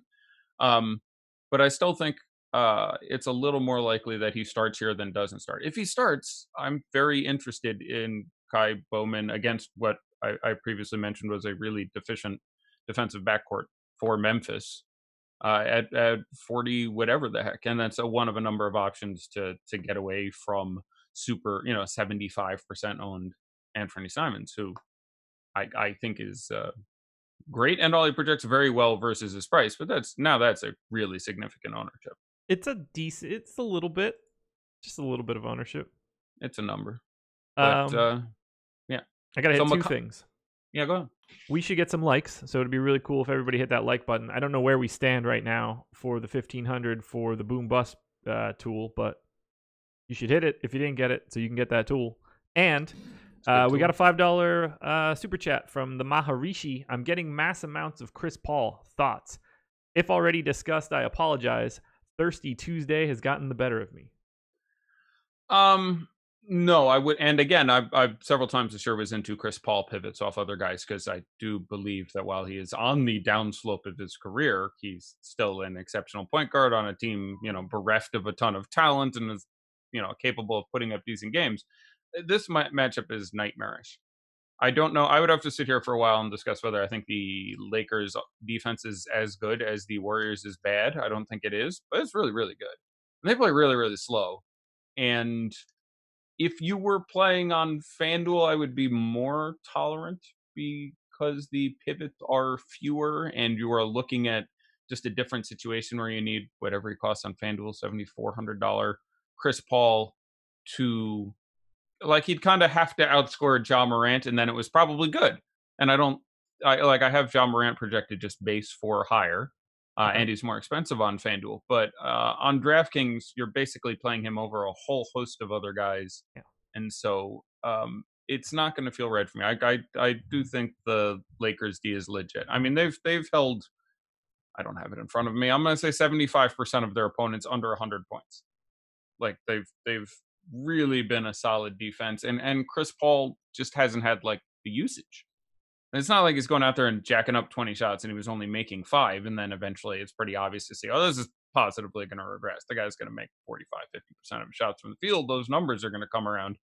He needs to get there with steals and blocks and rebounds. And those are hard things to do against teams that play slow, don't turn the ball over a lot, and have Dwight Howard and Anthony Davis and LeBron James rebounding the whole game. So, like, it's just intuitively doesn't feel like the best spot. So I don't have a problem if you have some Chris Paul. If you're saying I have massive amounts of Chris Paul, what do you think? I wouldn't want to be in that position. There we go. Might I suggest some Kai Bowman if he ends up starting, which is a really, that's sort of the last useful piece of news that we'll get before this game. That's true. So CJ McCollum, where do we have him right now? Ownership? On FanDuel? Yeah, on DK we use 47%. Where do we have him on FanDuel? Should be a number. I'm gonna guess 60, 62. 57.9, unless we've got an update in the last 8 minutes. Let me check. That's about right. Oh, we did. Okay. I mean, I don't get the sense to change much. 59.6. Yeah, all right. I said 60, so yeah, that's what my guess was. Okay. He fell a little bit on DK in the same time at 44.5. I suspect I would have marginally more. Okay. He's obviously, but a significantly Melo starting is a minor knockoff for him. It cost him probably half a point of projection or something for me. That's he was going to play the 20 minutes he plays next to Melo instead of the 20 minutes he was going to play next to Nasser Little or whomever. But he just lost. The team collectively will lose 7 more shots to Melo over that time. Yes, so that they will. some of those will come from him. Melo tends to shoot from time to time. Yeah, he's gonna go for some buckets, but which is fine. It's really all he can contribute at this point. It's if he didn't true. We don't like him now, and he gets a lot of crap. If he wasn't shooting the ball, I don't know, what he'd be adding at this point. Nothing. Right, but if you look up over the last 3 or 4 years, CJ McCollum, I was looking at it earlier today, and I just pulled that out of my database, not out of Stat News. So I'll confirm it there. But in games where Lillard plays alongside McCollum, of which there were 200 and something, he basically averages 34 fantasy points a game. And in games where Lillard doesn't play, he averages 44 points a game. And it's a pretty incredible matchup. You can see ways it goes badly. He generally has not been great against the Pellies. He generally has not been great against Drew Holiday. The individual matchup only sticks so much of the time, but I think the likelihood is that in a great matchup there will be enough usage, and I think he's going to take 24, 26 shots, and that I think he gets there most of the time, and I would be comfortable with 60-70% exposure depending upon the site you're looking at. But it isn't impossible for me to envision a scenario in which he's dealing with Drew the whole game, and that leaves Frank Jackson stuck guarding Simons, who in his 29 minutes jacks up 25 shots instead. And McCollum is certainly a guy who's willing to defer when someone else is hot. And I can see it not working out for him. So the price is, it is a FanDuel DraftKings differentiation too, because again, FanDuel, you're choosing him over 5 other guys who are in contention, and DraftKings, you're choosing him over 57 other guys. So good point. I suspect I would end up a little higher than 45 on DK and a little higher than 60 on FanDuel, but not massively so. Those numbers are about where they should be. Okay. We have a half hour to go until lock. Yes, we do. So, see if we're getting any interesting questions. Is there anything we haven't touched on that you wanted to make sure that you got to? I have,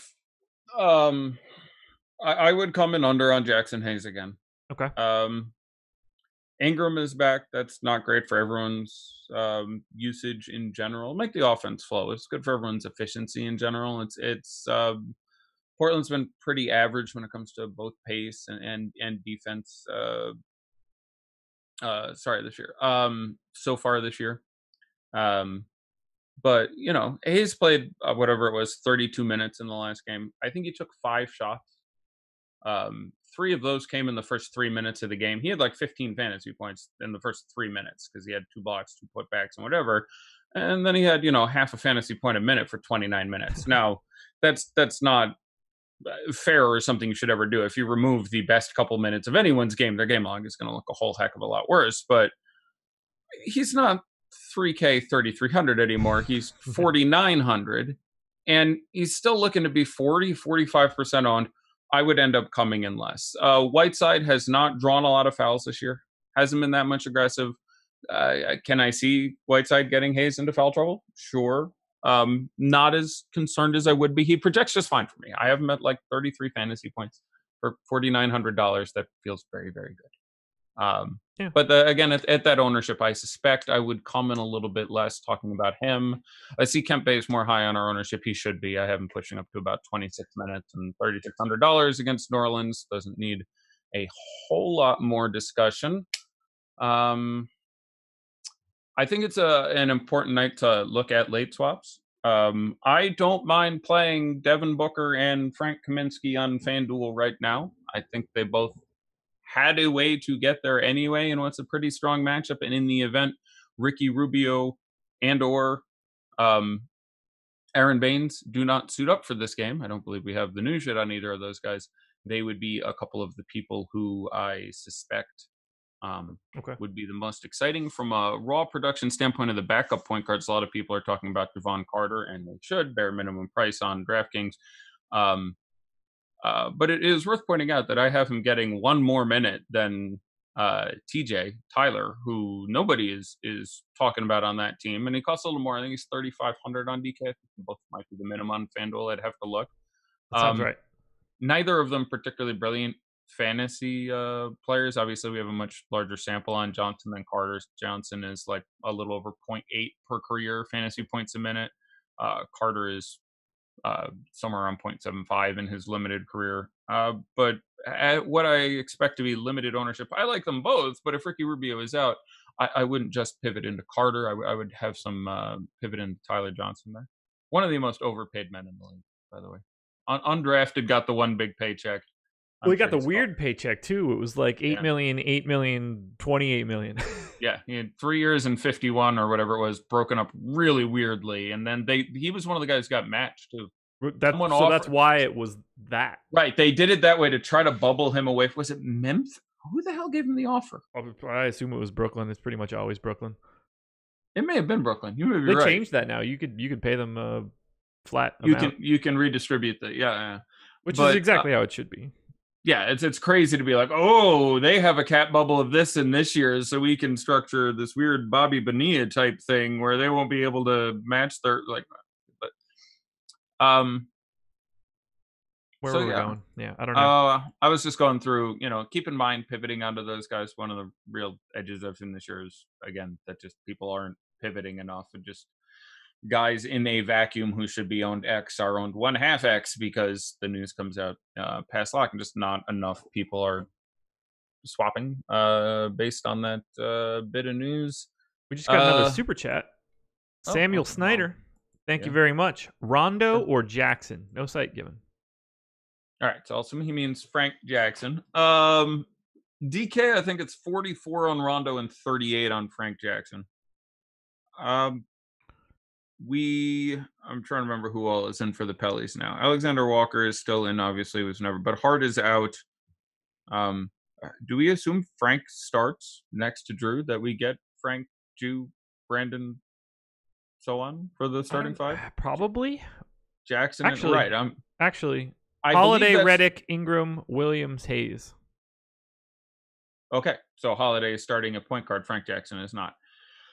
That makes it interesting. He'll back up Drew. He probably won't get any time at the 2 now. So no, at that point, I'd probably go Rondo. Rondo got himself 24 minutes in the last game or something. I think they announced yesterday he was off the minutes limit. I think it's 4,400. But if the 600 does something for you, I don't hate getting Frank Jackson. You'll get him at 3 or 4% owned. I think he can go there. He didn't have a lower body injury or anything. He had, I believe, a neck contusion. A left neck contusion. Really? I only have one neck. But correct. Again, I'm an amateur. But it really was a left neck contusion. That's how it was notated, which is ridiculous. Really? Well, yeah. Yeah, but Frank gets there. I would prefer Rondo in that scenario as well. I feel that I have earned the right to now say I think it's a decent time to go to Corey Joseph. Really? Like I'm not. Yes, really. When Corey Joseph is going to be 4% owned, I will suggest him the first time after he shit on everyone else in the industry at 65% owned. At 4% against Phoenix, yes, I now think it is in a conversation of a decent play. It's still Corey Joseph, which somehow everyone else forgot for a week. It's still Corey Joseph, but yeah, I think we literally had him projected at 4, 5, 6% owned. That's a far cry from 60-something. So yeah, obviously we've seen that the minutes can go a number of ways. He's not always going to actually be handling the ball, even when he's getting the minutes. And Bogdan is going to come off the bench and play an awful lot of point guard. But it's still a matchup that I'm fine with. The Phoenix defense has obviously been stingier than I did. I won't say anyone, but than I expected at the start of this year. I'd have some exposure to Corey Joseph. I mean, that bargain point guard range, the first guy I want to get to is Kai Bowman. I want to hear Kai Bowman starts and I can turn some Simons into Bowman. That'd be the first thing I'd be looking to do. Doesn't have to be a ton of it. And I really like those two guys. And on FanDuel, you can just play those two guys. A couple of those shares becoming Corey Joseph or eventually becoming Tyler Johnson or Javon Carter. Sort of handle I don't like the point guards on FanDuel news. But yeah, I think Corey Joseph, who might play 30-something minutes at 4,300, is very much in play. Defense on that team will get significantly worse as well if Rubio is out. Both Carter's actually halfway decent, but TJ's an issue, and Booker ends up doing more of the heavy lifting, and his defense gets worse when he has to do that. So that's another guy I'd have some interest in. Who I don't think. But yeah, I have trouble getting to OKC. It's a 4-game slate. I like low-owned guys with upside. You want to have some Gallinari. You want to have some, Steven Adams. One of the other reasons I'm not super enamored of $4,900 Jackson Hayes is you have $4,900 Aaron Baines and $4,900 Steven Adams, and I just don't think he outscores them as frequently as the ratio in their ownerships would suggest.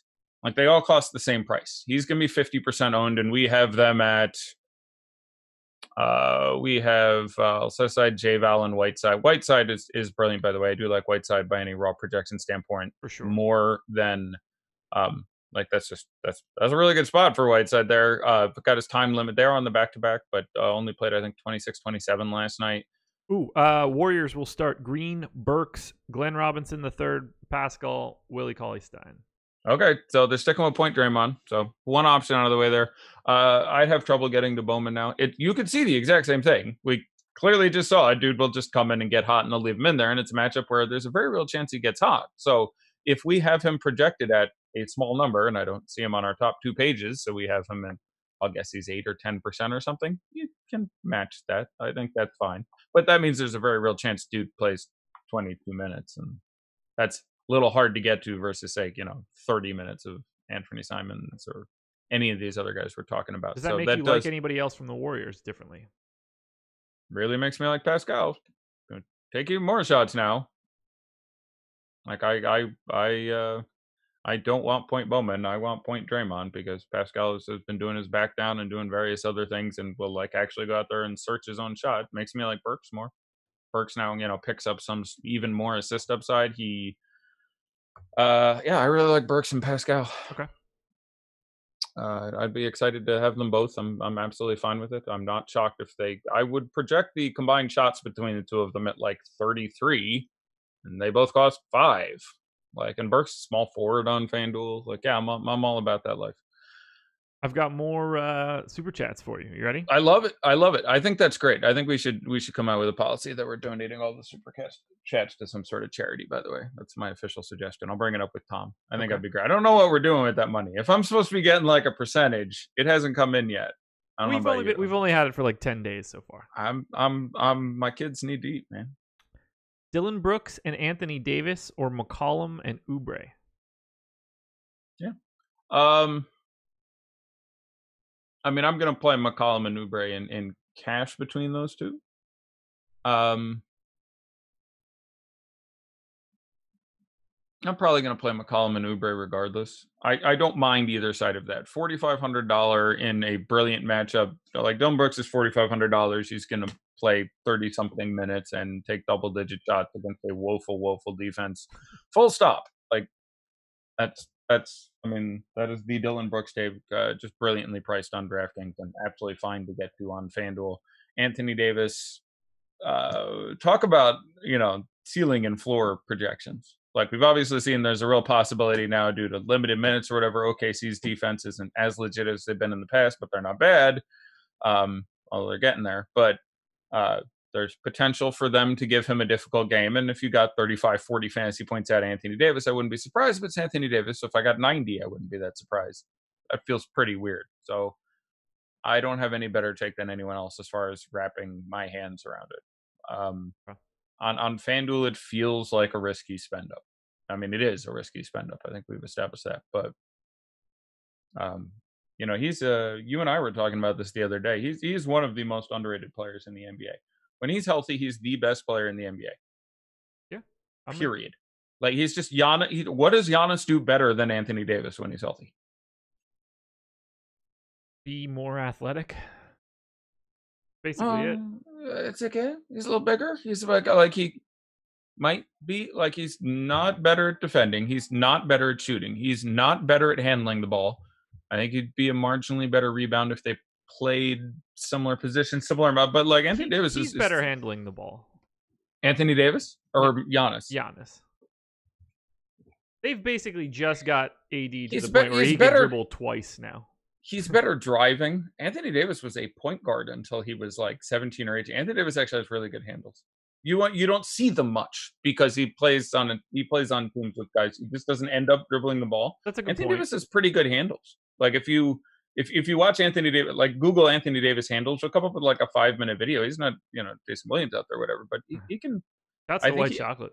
I think they remastered his thing that came out. It was his birthday the day before yesterday. So that great supercut of him came out again. I've watched it every year for 5 years, and I still watch it all the way through twice. When he leaves Gary Payton just standing and it's Gary Payton too. Kids don't know about the glove. That guy could play defense. What? Just all the guys who pull the street ball stuff out. Because when you don't get called, where's Ray for Alston at when you need him? Ray for Alston, yeah, Skip to my Lewin, the whole team out there, but. Anyway, John Morant, DK deserves a special. I didn't specifically say. Yeah, he's looked great. I haven't projected for over 40. He's 6,700. Okay. Absolutely fine getting there with cash building blocks of Brandon Ingram now. They said he won't have minutes limit, so that removes. Like, I was concerned they'd roll him back out slow, or he's just way too cheap on DraftKings. Right. You can get there on FanDuel, where he's small forward and much more expensive. But on DK, I think you start with Whiteside and Morant and Ingram and Pascal and McCollum, and that's like 5 or 6 pieces of a cash line. We've got another super chat. Let's go. I love it. We actually have 2 of them, and this most recent one is monstrous. So I got to hit the first one first. Darren Unger, favorite FanDuel point guards. Then we got a $10 one from Jack Perry, so we'll get into that one next. With Frank's not starting in that. I mean, it has to be by any raw points projection. Anthony Simons and Guy. Yes. So give me a minute on who, and I will give you my favorite compliment in cash and 1 or 2 compliments in GPPs. I will say my answer is not going to be a popular one. I will take Anthony Simons and Chris Paul. Chris Paul, yeah. He's 7 flat on FanDuel. I thought he was, I got his prices twisted, or maybe I did get there and said he was 7K. Yeah, it is a bad position. I think you can make an argument that in cash it should be Anthony Simons and Corey Joseph, because it's a crap position and I want to spend less. If I don't like Chris Paul and I don't like Corey Joseph, and I think Chris Paul is going to give me 4.5 fantasy points per dollar and give me 31.5, and Corey Joseph is going to give me 4.5 fantasy points per dollar and give me, that'd be 20. I'm doing that right. He's 4,500, I think. I will take the lesser guy there. Now, I don't know if I could quite project Corey Joseph for 20. I'd probably have him a little less, so that may not be the best example, but I'm a fan of spending down, but I don't know if I have a cheap pay down. So in cash, you may very well be right. In tournaments, again, I'm a real believer in the Lakers defense. So I think Paul is in play. I think Tyler Johnson is in play. I think Javon Carter is in play. I think Rondo is in play at $4,400 at a shit position. And John Morant at $8,400 is priced just fine to me. Like, if you have John Morant, I'm absolutely fine with that. He's, okay. He's $1,700 more than he is on DK. That's fighting, but yeah, I mean, talk to me about Chris Paul. How heavily do you disagree with if he was getting a ton of usage, I could see it happening. You know what I'm saying? Like, if he was out there and I'm like, this is a tough matchup, but I think he can fight through it and turn it into a game, but it's just not a game where I expect him to get steals or rebounds or a ton of assists, because they're going to play slow and not score a ton of baskets. So now it's like, I really want to get 40 out of him. It's a tough spot to hope he does it. So right now I have him at 35 on FanDuel. Fantasy points, obviously. I'd like him a lot then too. The highest raw scorer for me. He's ahead of Ja, and then there's not really anything else at point guard. Oh, you have him ahead of Ja. Okay, so yeah. That's going to change our math quite a bit. I have Ja probably on FanDuel a touch under 40. I'd have him at 39, I expect. So I'm a touch over 40 on DraftKings. You and I you are very different than I am. I have 32 for Ja Morant today. Wow. Well, that's nice. You and I don't differ that often. Yeah. So that's I essentially don't have Ja Morant today. Wow. Do you have a beyond? You have a lower projection for him? A further explanation as to your lack of Ja? No, it's just the perils of the model, taking a lap through projecting pace. I went in. I try to be a little bit more diligent about updating rates for rookies. Just because, every single game becomes so much more of a gigantic piece of their sample. So a lot of what I'm regressing Ja to actually would be basically league average rates, which is probably better than him right now, honestly, which is even scarier to me. I feel like I'm a little low. Oddly enough, the boss man lower than me, 31.5. I would presume you guys are correct and I'm wrong then. It is rare that if I disagree with the two of you that I will be right and both of you will be wrong. So for the record, I would defer to their wisdom in this manner. It's a minutes question for me. He doesn't appear to be getting a ton of them. The way that you would want. And 8,400 is a big tag. That's a big ask on FanDuel. That's $400 cheaper than Devin Booker. Yes. That is a huge ask. But the difference being Devin Booker exists in a world of CJ McCollum and Bogdan Bogdanovic and other guys, whereas Ja Morant exists in a world of value dudes and Chris Paul. Yeah. Which really, factors into how well I can rate the guy. And again, I may be intuitively even more hammering how crappy Golden State is. Like, you know what I'm saying? Like my projections are from a model and then they're adjusted by a number of things. Sure. I may be overstating, or at least more greatly stating, how bad I expect Golden State's defense to be at any given point in time, and Memphis at home and things like that. But I'll be interested. I mean, it doesn't matter how that turns out. It's a 1-game sample, but they're very comparable to me on DraftKings, Paul and Ja, where Chris Paul is $300 more expensive. The $1,400 swing the other way is what's breaking it here. Sure. I just lost. What was the other super chat? And we've got another one in the hopper since then. I'm scrolling back to it now. Load them up. It feels weird to be pay for play on a free show, but we'll figure that out. Jack Perry, living that dad life with my 4-month-old. Top 4 DK plays, please. Wrightsville Beach represent, Josh. What's up, man? By any sort of raw points perspective, and I can even Morant, Whiteside, Ingram, McCollum. Like, and that's an incredibly boring answer. The least owned of those guys is going to be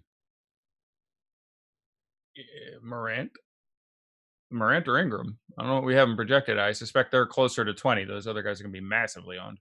Yeah, I'm going to be shouting out a lot of chalk. Whiteside, Burks, McCollum, Draymond are the 4 guys I have the most on DraftKings right now. Yeah, the guy I started the show with was Pascal, because I still think the upside is there. We've seen it. I still think the floor is there. We've seen it. The guy's taken between 15 and 18 shots every game without D'Angelo Russell in the lineup. I got 44% of your boy right now. There you go. See, and the field is whatever, 15 or something. Yes. So at least you and I agree on that one. So Pascal is the guy, but from I have to get him into my cash lineup, I would have him after the other 4 guys I named. And then the final super chat for right now. Sure. From Ernest. Ooh, this one's rough. Melly is my highest owned player on DK. Am I doing it wrong? Playing big field GPPs, trying to take a stand in a game, Hayes might get into foul trouble. I mean, you can do both of those things, but you're doing it wrong, I think. Yeah, I'm more excited on FanDuel. I think he's 4,400 both sites. So by default, I will say that I'm more excited on FanDuel. Your thought process is correct in that I think he's the player most likely to benefit if Hayes gets in foul trouble. The issue is, as far as fouls drawn as a stat this year, Whiteside has not been picking up buckets of them. Now, I can counter argue that with there's Lillard. This is the first game Lillard has missed this year. Guy doesn't miss a lot of games. And there's certainly a chance that there's more post-play, more aggression, and Jackson Hayes, being a rookie especially, can be a little free with the hand. So I don't think it's crazy to hope he gets into foul trouble. But you need a lot of things to break your way there. So I obviously like taking a stand against Hayes, but a lot of Melly is a lot of Brandon Ingram being in is what is screwing you, because now there's just ways where Kenrich Williams still gets all his time, and if he gets all his time and Hayes gets his 30 whatever minutes and Ingram gets 32 minutes, then your boy is playing 16 minutes, and that's just going to sink you pretty quick. So there is I don't mind taking that stand, but maybe not highest owned player. Right. So there is a real floor with what you are doing. Now, Jackson Hayes gets in foul trouble and Melly plays, 32 minutes of center. But I would have been a huge fan of that plan. And I have like half page of notes here where I was going to talk about him extensively if Ingram was out. But with Ingram back in, there's just the odds on it working out that way for you. It's a very similar take to the Tyler Johnson, Javon Carter thing I was just talking about. Look, everyone's going to do this, but there's any number of ways that this guy, I think if Ingram is out, that Melly outscores Jackson Hayes something like 40% of the time. It would have been like a real number, and he would not have been owned only a little less than him. He would have been owned a fifth as much as him. So I'm a huge fan of that pivot, and that's something I end up talking about day after day after day. With Ingram back in, now it's, probably much less likely he outscores him, closer to 1 in somewhere around there. So there we go. Heading back to Slack for right now. Sure. Favorite center on a FanDuel single entry? Hassan Whiteside. With you. I'll pay up for it. I think you can do $4,800 Jackson Hayes. Jackson Hayes is a bad play. It's a very popular play. So I think you can do $4,800 Jackson Hayes. I imagine on FanDuel he's projected over half. I imagine he squeaks over that. I think it's lower than that. Oh, 53. Yeah, I would have thought he just got over it. And again, looking at the pivots there on FanDuel, he's 48. Steven Adams is 57. Aaron Baines is 62. Yeah. So on DK, so relative to their ownership, he's only slightly higher owned on FanDuel than he is on DraftKings. He is significantly worse against the field. Now, it's not apples to apples because DraftKings, you can play a second center. And again, there's less of any positions at all. But FanDuel, I'd be much more likely to stick with the chalk of only, say, 53% versus 45% on DK, where ignoring all the other options and pivots, there's just two guys who cost the same amount who are collectively, again, I don't think I ever actually finished looking and seeing what those two centers are owned at, but we have Willie Cauley-Stein, who's $100 more, by the way, at 11%. We have Steven Adams at 8%, and we have Aaron Baines at, I presume, a very small number because he might not play. Right now, 2%. I don't know what percentage of the time you think Aaron Baines or Steven Adams outscored Jackson Hayes, but it's enough that playing Jackson Hayes over those guys in a tournament in one lineup, to me, is not the correct play over a long time. And this is the same situation we went through with Corey Joseph and all the other guys, where it's like, this is the guy's ownership. These are the pivots to him. This is the percentage of the time they need to outscore him to have him not be the correct play in a GPP lineup. And I just think 45, 50% Jackson Hayes is a bit too much. There we go. 6 minutes to go. How are you feeling about 65% owned Anthony Simons on DraftKings? I think it makes perfect sense. Yeah, I mean, yeah, I don't have a strong take either way. We've got him at 65, Whiteside at 63, Hayes and McCollum both at 45, Ingram up to 43. That happened fast. That knocked Burks down to 36. That feels good. Where's my boy Pascal? I bet he's sitting at like 14.6 now. He shed a little bit. That feels good to me. So yeah, the guys, you and I are riding hard for that one. Yeah, I mean the last slate started on the last show I did, which was Sunday, and Pascal was on the slate, and it was a weird slate because I felt like, unlike the week before, I got a lot of stuff wrong. But then we had someone randomly hit the winner on FanDuel, so that kind of made it all good. But it's weird when that happens just like that. But it locked, and I looked at ownership, and I went, "Oh, Pascal's 15%. That's immediately the best play on the slate." He was 5K, and he was 15%. And he's going to be about there again, and the price isn't quite as juicy. But yeah, so that's going to be the guys I look at now, and I see like there's that number I'd want to get on top of that. That's certainly one of them. Jaren Jackson Jr., I think at 5,600, I would also try to get a little bit more than the field there. I get the Valanciunas love. That's about right. Morant's about where he should be. LeBron's about where he should be. You could certainly make an argument that LeBron James is, I presume, everyone's consensus highest scorer of the evening. Should be more than 28% owned. What percentage of the time does the winning lineup in a GPP not have the highest scoring player? I think most of the time the highest scoring player is in the winning lineup. I'll say it's 80 to 90% of the time. There are times it doesn't because of how expensive he is, and there's guys who cost a little less or a lot less who scored 2 points less, and sort of works out that way. So, if you think LeBron is the highest scoring player tonight, I don't know, 40% of the time, I think that's a reasonable guess to throw at it. That feels high. Does it feel high? Yeah, when I said it felt a little bit high. But anyhow, 28% LeBron feels, there's not a ton of value. I mean, we're on Hayes and Simons, and Kemp Bazemore is picking up heavy ownership, so I'm going into news mode. But yeah, 65% Simons. I suspect I'd have a little less, but it feels fine. Whiteside feels fine. Of all the super chalky guys, the two that make my lip curl most are 40 and 45%, probably Draymond and Jackson Hayes. Those are the ones that bug me the most. The funniest thing that you just said there was you would want to have more than 28% owned LeBron James. Guess how much LeBron James I have? 28.1%. They are both 28.0 on my screen right now. My ownership and the expected ownership. Spot on 28. Well, there you go. I'm like, that is what it is. That just happens to be what it is for me right now. There's a great I thought it was really crazy that they were the exact same number. Yeah, that is really funny. There's a great conversation to be had someday about like sort of the importance of pivoting, and that I don't think quite gets talked about enough. And what I mean by that is, like, if you roughly match the field on everyone every night, long term you lose, right? There's no way to mathematically avoid that. Like, they're going to take a rake. If you play over any significant period of time, not a day you can obviously win. A week, a month, year. If you play for 10,000 years and every day you're within a couple percent on every player in the pool, you automatically lose, right? Like, you cannot ever beat the rake. If every player who's 12% owned, you're between 10 and 14. Every player who's 40, you're between 35 and 40. You would never be able to overcome the rake, right? That's a mathematical certitude that over any extended period of time you couldn't get there. It sort of makes an argument for you need to take 100% and 0% stance, if this makes any sense. I'm just bloviating.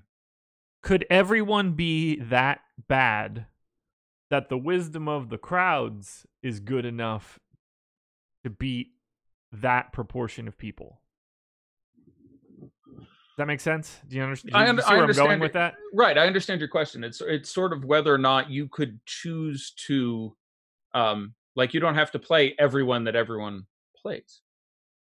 Right. You know what I'm saying? Like, you can't play all the players in the pool, so you're still selecting from among them. So I guess that's, yeah. I mean, I guess you're still getting some differentiation in your results. I mean, I assume you're dead in the water at that point in time, but right, yeah. But it's just sort of the thing I was talking about. It's sort of that's the question. Is obviously there's a lot of ways to make the money, and it's having better projections or having better knowledge of the sport or a better DFS procedure, or there's any number of ways you can get there. And one of them would be taking stands, but another one would just be better player selection. So tonight you could make it there if you had exactly 40% Draymond and exactly 65% Whiteside and 65% McCollum, but played no Jackson Hayes. But that's, I guess I'm giving you a zero exception there, as opposed to, like, zero doesn't count as being, you know what I'm saying? Because you can't play all the players, because the other argument is zero is a real big departure from 50. Oh God, we get a great ownership game. I'm pulling it up now. We're locked. I was about to say we should get a great ownership game here. With, by the way, I did a terrible job of hosting this show just for like plugs and stuff. Super wasn't ready. Live Before Lock PGA edition, Ben Rasa and Jason Roslin coming up in 30 minutes. So get ready for that, guys. How many people did we have? Because again, you always say this is the A team, but we had the A.5 team. It was unannounced. We were unpublicized. This is like, when the Rolling Stones show up and do a show at the local pub. I don't even know I don't even have the thing up to figure out how many we had. 28, something like that. 2,800. Yeah, it's all right. I'll take it. 2,909 maybe might be the cap. We got one more super chat from random DK Cash.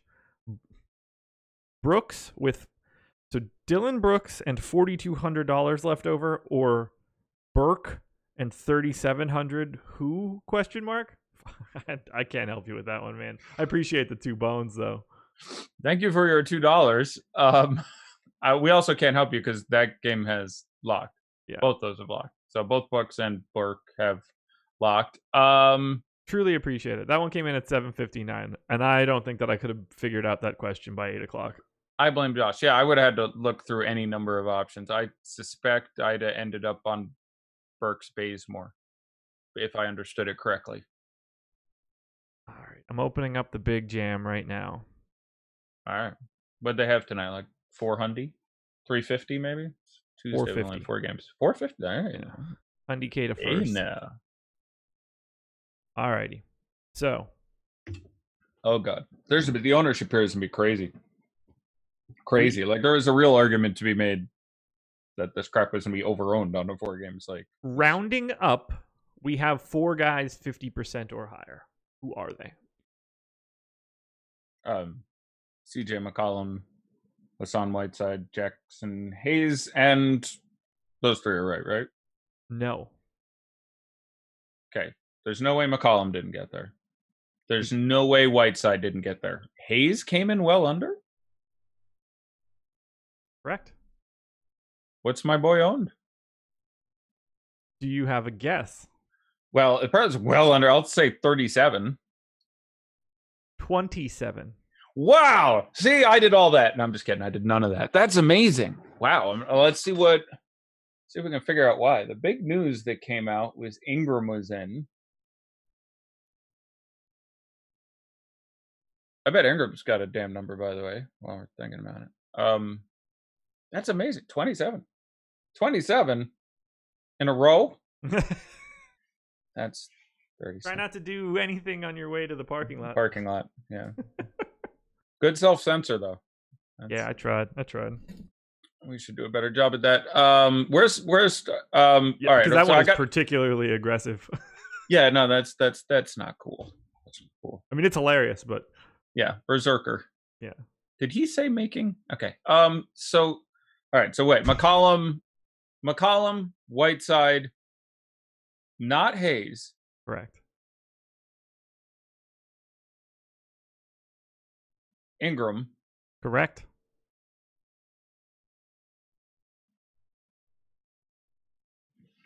I'm missing an obvious one, I'm sure. You are. Do you need a hint? Simons. Yeah. Simons rounds up 49.76. Just Portland being in an early game throws me. That's how I felt about Golden State. Yeah, it's funny that you and I did it opposite like that. I just had Golden State on the road in Memphis in my brain for whatever reason, but Portland on the road in New Orleans being an early game didn't stick me for a second there. So what are the numbers exactly on those guys? 57 for Whiteside. Okay. 55 for CJ McCollum. Yeah, okay. 51 Ingram. That's a high number for him coming back off of this. I have 15. Yeah, I'm about to say something incredibly obvious and not at all useful for anyone, but that could really work out well for you. Yeah. Like, I would much rather have the 15 right now, given what I see here. Yeah, but he could crush me. Right. I mean, if he plays his full time and plays his normal game in a slightly above average matchup, you'd have to project him for mid 40s, and he was just really cheap. But if you told me I got a 15 or 50 right now, I think I'd take 15 in a world of 50. So I'll take it. Simon's at 49.76, and then we get two guys at 36%.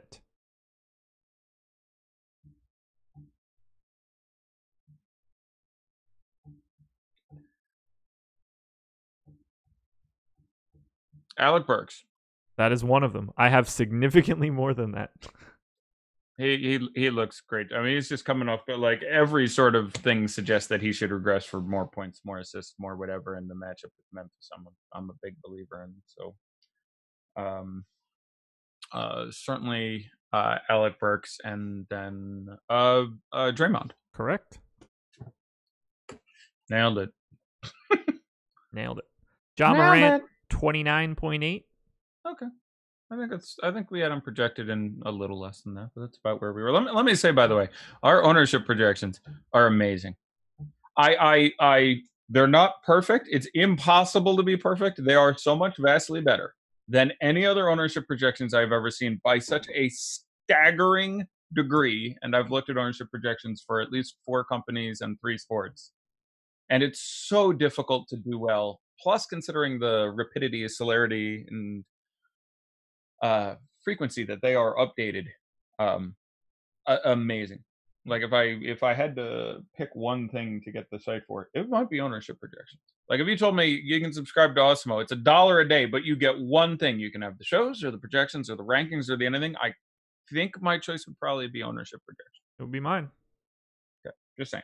I don't shill much, so hopefully that conveys some sincerity when I say it. I absolutely mean it. I'm still staggered by like they're frequently right more often than I am, and they're dealing with thousands of players. And once in a while, I try to be like, "Hey, that one's wrong," and more often than not, it's right and I'm wrong. So like I'm to this day, several years into it, staggered by the accuracy of the ownership projections. We'll go through a couple more here. Jackson Hayes, 27. Drew Holiday, 25.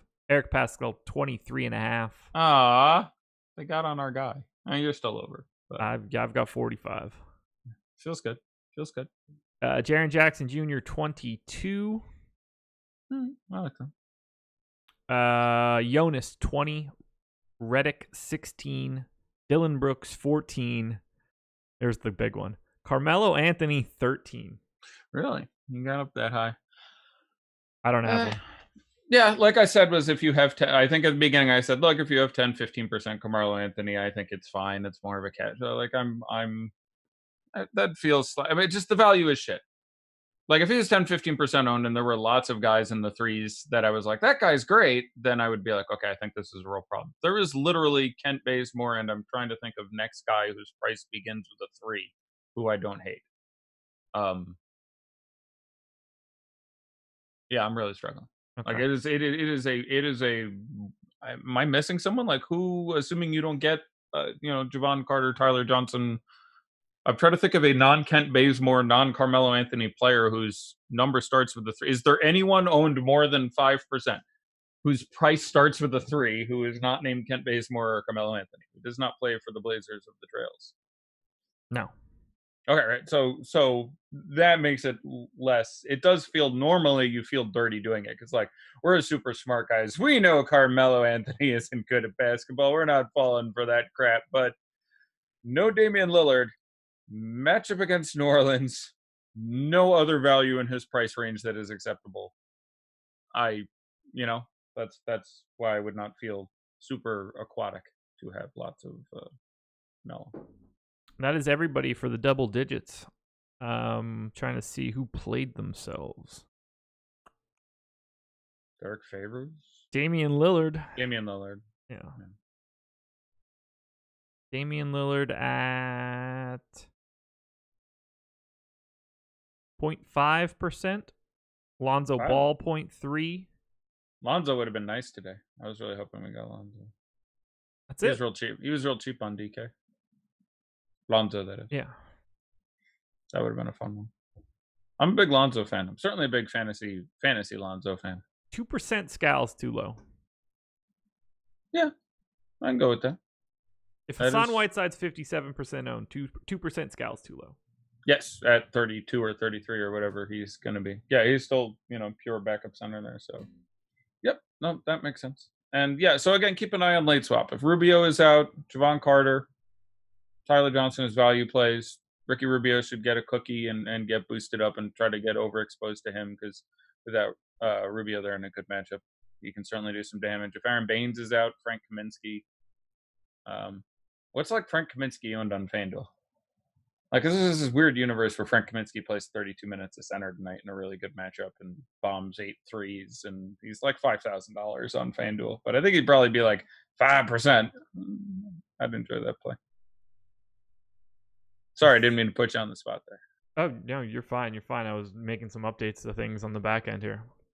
I've got to, we got to wrap this one up. I got to put a little food in the belly because I am back in 19 minutes to produce the golf show. And I swear if Jason Roslin's house lights on fire today, I'm not sure I can cover that one. I'll come in. You got a lot of golf thoughts for the RSM Classic today? I don't know what that means. And I can name easily a half dozen golfers, but I can download some Vegas odds and act like I know it's worked for basketball for 5 years and I still know nothing about that. So I can just do what I do for golf. You guys, pay me to research all day. I'm playing video games, eating s'mores and stuff. Ooh, so I can do that for so golf. Good. They really are. They really are. You know what else is good? Still off the diet. Bread. Oh, it's right here. Pretzel bread. This is my 4th bag of 4 pretzel bread rolls in the last 5 days. Just living on a diet of almost pure pretzel bread. If I was what I ate, I would be delicious if dunked in cheddar cheese. Yum, yum, yum, yum, yum. Shout out to Super Draft. Thank you for being the presenting sponsor of this show. Go to superdraft.io. Use the promo code AWESOMO when signing up. What do you say you and me do this again in like 22 hours? Yes, he and I will be back again tomorrow, live before lock. This crew, one more time. And that time I'll share my screen and be prepared. But a couple more games. We got a 10 or 11, I think, right? Something like that. So it'll be a big one tomorrow. Tune into it. PGA Live Before Lock coming up in 18 minutes. Best of luck tonight. We'll talk to you later.